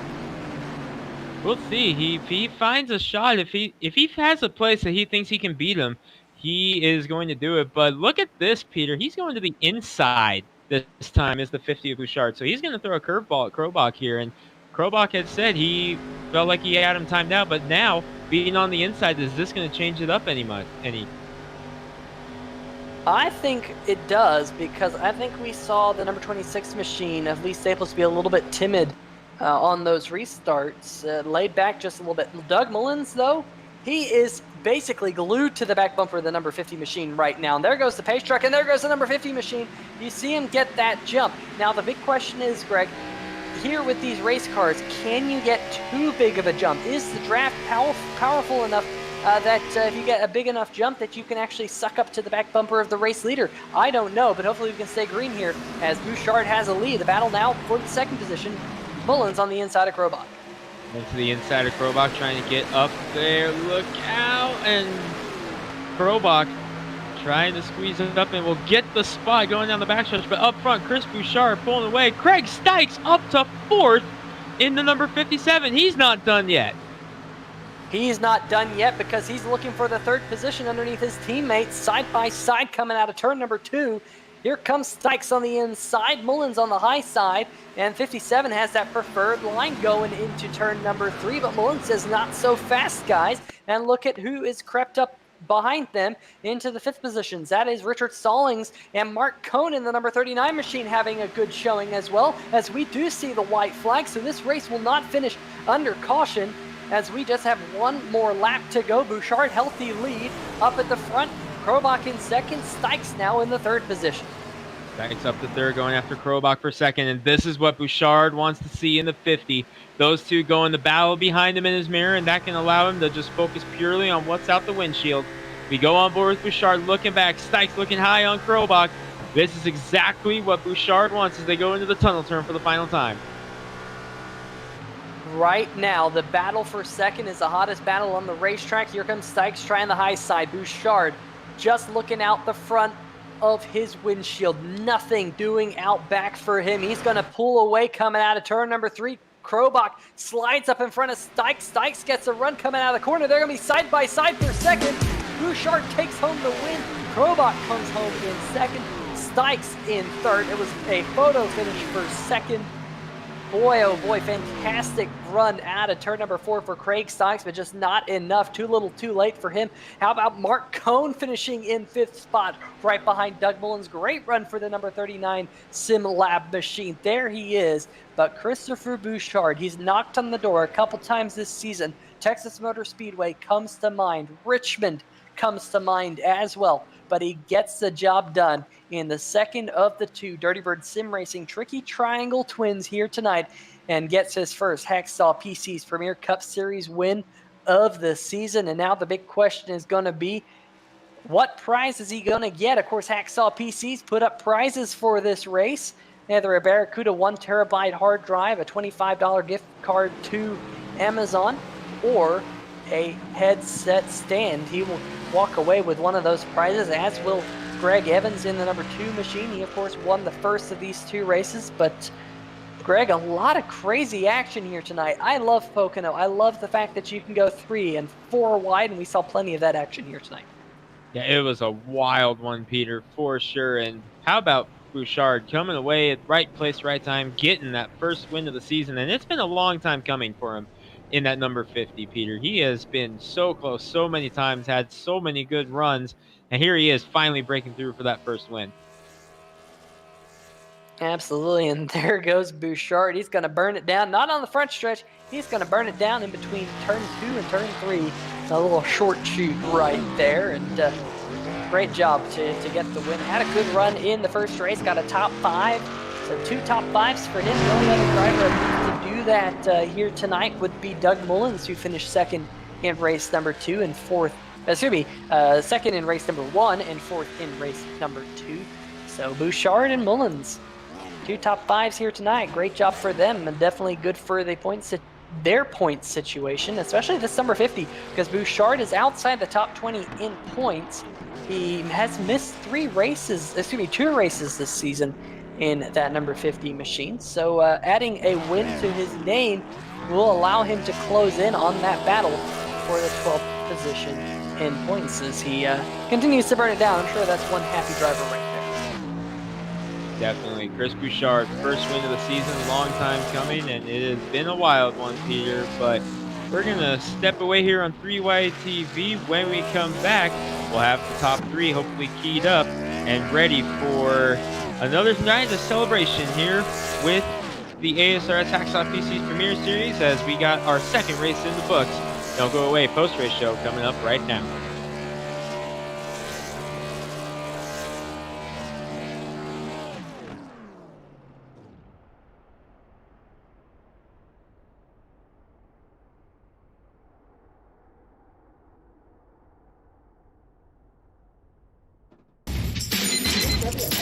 Every day in business starts with a number. Output, productivity, efficiency, all measured in numbers, because data drives decisions. And if fire or water damage strikes, the numbers for your business can slow or even stop. Unless you know this one, 1-800-SERVPRO, the number 1 choice in commercial cleanup and restoration.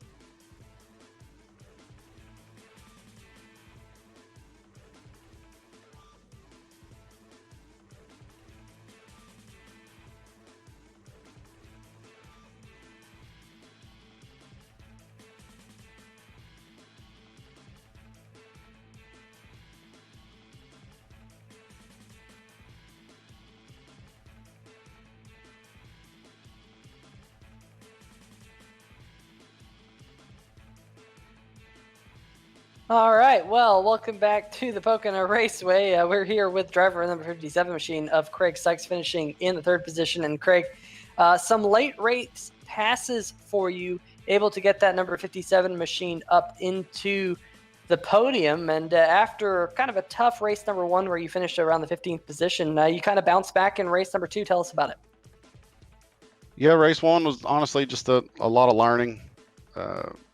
First lap of practice was the qualifying run for the first race, and just used it to do a lot of learning, and luckily was able to get a lot of information from my teammates that helped me out in figuring it out.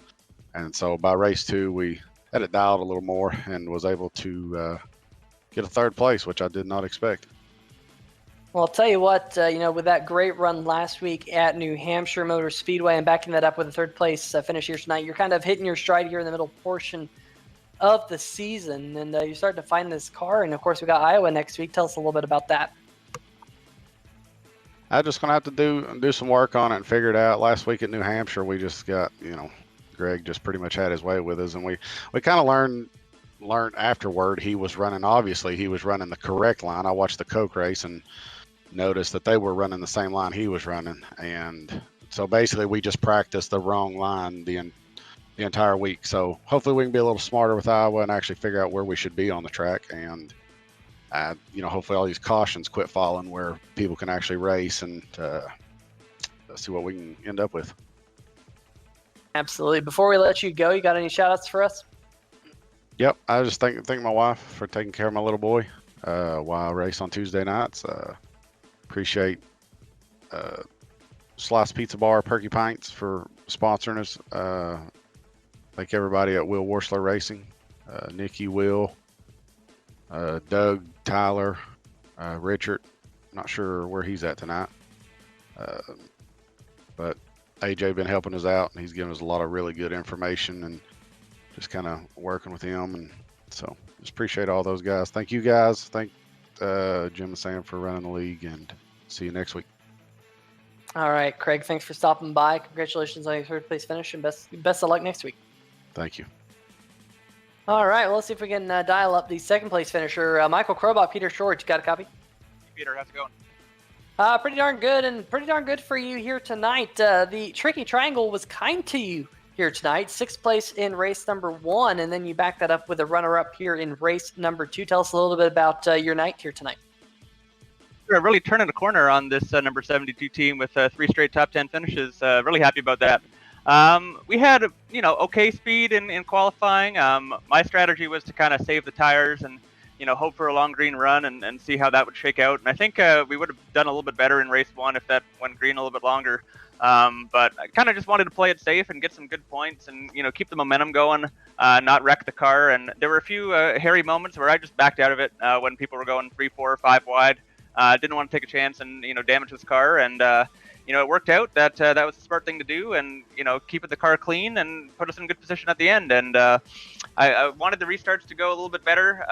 It was kind of tough restarting on the bottom, trying to get, time the jump. The restart box is really, really short at Pocono between the time the pace truck pulls off and the green flag on the sim.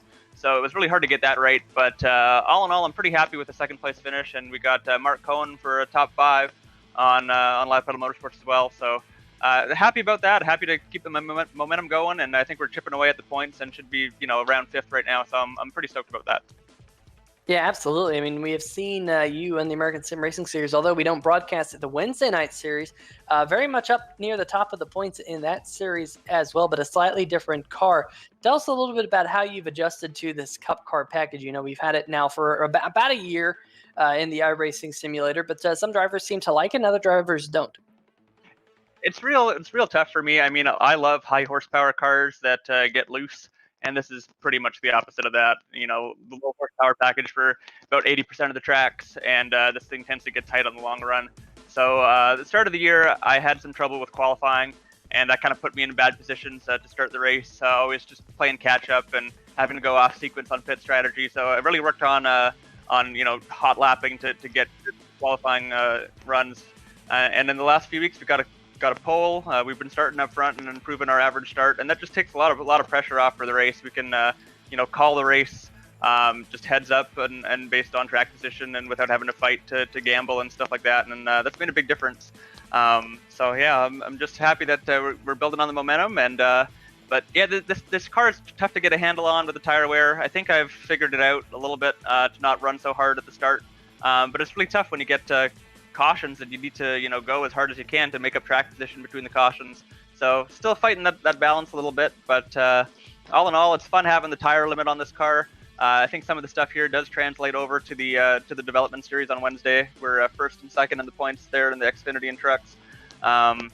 And so just all about keeping the tires on the car. I think that's a bit easier for me on the Wednesday night series. I'm still trying to figure it out on Tuesday nights with the Cup car, but we're gaining on it, and I think we should be strong for the chase. Absolutely. Well, next week we have Iowa, so I'm going to let you give some shout-outs, and then just a real quick thought about Iowa. Yeah, Iowa's one of my favorite tracks. I think that was the first race we ran with HPP simulation on board back in 2015 or 2016. So I'm looking forward to going back there. It'll be with the Cup car and the high horsepower, low downforce package, which I love. So that should play into our wheelhouse with me and Brian. And hopefully we can put our car up front. And got to give a shout out to all our partners on the number 72 team that have stuck with us for the last few years, and the ones that have come on board. HPP simulation, clipping that Apex, thumbs up, cancer down. Ready to Frag, Fleximation Systems, Host Venom, Sim Racing App, CJ Automotive, Amazoil by Adam Blattle, Splash and Go Graphics, and our newest partner, Spotlights. Spotlights came in real handy tonight. Those are a visual spotter system to tell you when you got cars on your inside and outside. And when we were going 5 wide and 3 wide, 4 wide through the tunnel turn, you definitely need a pair of Spotlights. Absolutely. There was plenty of that action here tonight. But Michael, best of luck next week at Iowa. Thanks very much, Peter. All right, well, that was your runner-up here tonight, the number 72, Michael Krobach. Let's see if we can go down to victory lane. And Christopher Bouchard taking home your first win of the 2020 Hacksaw PC's Premier Cup Series, and also taking home one of the prizes here tonight. Not quite sure what prize you will be able to take home, but Hacksaw PC's put up a prize here tonight, so you'll get that added to your tally here tonight. But Chris, tell us through, talk us through your first win of the season here tonight.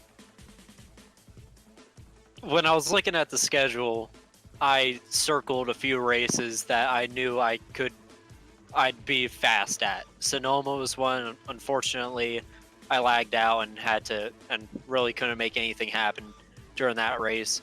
Pocono was the next one. I love racing this track. It's a driver's racetrack, shifting, all that stuff. It just I fell in love with it first time I've driven it. I won in IndyCar, truck, Xfinity, and finally a Cup win. Actually, this is my first Cup win when I think about it. But it was all about being aggressive. The first race, there was a lot of cautions, and I thought that there was a lot of cautions in the second one, but I knew there was going to be more cautions coming. So you just have to be aggressive on every single restart, get what you can. Well, you were very, very aggressive and very, very strong on those restarts, especially, I'm sure, you were pretty excited when you saw some cars racing out back behind you. Tell us a little bit about those last 2 laps. Yeah, I was just trying not to look at my mirror. Unfortunately, my team owner, Jordan Berry, he couldn't be here because he had to do some work. But he usually spots for me, and it was really hard for me not to look in the rearview mirror and see what was happening behind me. But in stages like that, you have to be all focused forward. I wish I could keybind something to turn off my rearview mirror so I don't even look, but I had everything else turned off. I was just trying not to look. Well, it worked out well for you here tonight at Pocono. Next week we go to Iowa for 150 laps in the Patriot Media and Marketing Services Summer Showdown. What are your thoughts about Iowa? Heck, I was just there for the ARCA race. I'm not that great at Iowa, but we'll see how it goes. I'm in a I do not know what the point situation is now, but I'm in a pretty tight battle for that last transfer spot into the playoffs. So it's going to be all about racing that guy that's near me and just trying to see, try to minimize the damage, really. Iowa is not a track that I like that much just because it drives so weird and it's so bumpy and everything, and these things are just so sensitive to those bumps. Yeah, absolutely. And you mentioned that fact. I mean, you came into tonight, I think, 34 points behind the cut line, and then after the first race where you got a top 5, you closed in a little bit in fact, actually, you moved into the 12th position. So with this win, that will only help you out. So great job there, Christopher. And, Iowa next week. Hopefully you can keep this momentum rolling there. But before we let you go, you got some shout-outs for us? I got to give a shout-out to Jordan Berry. He does a lot for Momentum Sim Racing, and he pours his heart and soul into this team. John Jenkins, teammate, points leader, he didn't have the greatest of nights, so he might not even be the points leader anymore. Danny Rogers, he was in the first race. I don't know if he was in the second race, but yeah, shout out to him. Shout out to all my teammates that I've run with this year, Brandon Stokes, and all those guys. I also got to give a shout out to Source Diesel, Lucas Oil Racing TV, Race for Autism, Autism Awareness, and Ford. Finally, I get a cup win and a Ford Mustang. It just feels good. Absolutely. And the good news is your teammate John Jenkins still atop the board, and now you are in the playoffs as things stand. So 2 Momentum Sim Racing drivers in the playoffs. So great job there, Christopher, and we'll see you next week. Best of luck. All right, thank you. All right, well, folks, that wraps up our post-race interviews. All we have left to do is go through the race rundown in the second of the 2 Dirty Bird Sim Racing Tricky Triangle twin races here at Pocono. Bouchard taking home win number 1 on the season. Michael Krobach coming home in second. Craig Stykes coming home in third. And the number 57 machine, Doug Mullins, just lost out that podium position right there at the end. Had he have gotten on the podium, he would have been the only driver to get a podium in race number 1 and race number 2. Mark Cohn, great run for him in that number 39 machine, Sim Labs on the hood. I'm sure he will be super ecstatic with a top 5 here tonight. I'm not 100% sure, but that might be his first top 5 of the season. If it isn't, I don't believe he has more than 2. So great run for Mark. Richard Stallings coming home in 6th in the number 17 machine. Great run for him. And Adam Jersky, Beef Jersky's Cheesecakes on the hood. He comes home in 7th. Alan Young battling for that 12th position in points. He will move up to 11th position in points after tonight's event. So that's good news for him in 8th. Chris Hughes comes home in 9th in the number 22 machine. Good run for him after having an abysmal race number 1. Lee Staples rounding out your top 10 in the number 26 machine. That is what he needed. He needed a good run here tonight. Jason Stewart in the number 1 machine comes home in 11th. And after an abysmal race number 1, he'll be happy with that. Sam Crow in 12th. Tyler Seville in the 11, coming home 13th. I'm sure that is not what he was hoping for in this second race after showing a lot of pace. JR Bash started shotgun in the first race in the number 4 machine. He comes home 14th in race number 2. Bradley in the 01 had a not so good race number 1, but backed that up with a good run here in race number 2. A couple drivers like that, and we mentioned that at the top of the show, that race number 2 really gives these drivers an opportunity to make up for a bad finish in race number 1, and we saw that quite a bit here tonight. Pete Baskins coming home 16th. Michael Whiting in the 44 machine coming home 17th. Mark Myers 18th. Jimmy McKee 19th. We saw him spinning onto pit road at one point in this race. A good rebound for him. And Will Warser rounding out your top 20. Had some engine damage, but was definitely very, very quick here tonight. 21st position is your points leader. John Jenkins will retain the points lead after tonight's event. Troy Haight will finish 22nd. Choni Showen 23rd after a very strong qualifying lap. He unfortunately got involved in a couple of accidents. Greg Evans, we saw him turn into the outside wall, smoking, comes home 24th. John Van Varellis in 25th. And then the first car, one or more laps down, the 55 of Brian Yazik. A tough break for him in that number 55 machine. He was very strong here tonight. AJ Digby also very strong in race number 1. Got a podium finish, but unfortunately 27th in race number 2. Chris Stouffer in 28th. Tim Knott 29th, and Cody Spiker rounding out your top 30. Last few finishers here in race number 2. Woody Mahan in 31st, Edward Bray 32nd, John Broussard 33rd and 34th, James Lorello. Woody Mahan, of course, battling for that 12th position in points. Definitely not the finish he was hoping for in race number 2. But that will just about do it here for tonight's Dirty Bird Sim Racing Tricky Triangle Twin Races for the Hacksaw PC's Premier Cup Series. Make sure you join us next week for the Patriot Media Marketing Services Summer Showdown 150 at the Iowa Speedway. But before we go, I want to give a few thank yous to some of the people who make this possible. Of course, SimTV for the camera angles, Carlos Acosta for the camera angles each and every week, manning those cameras, I should say.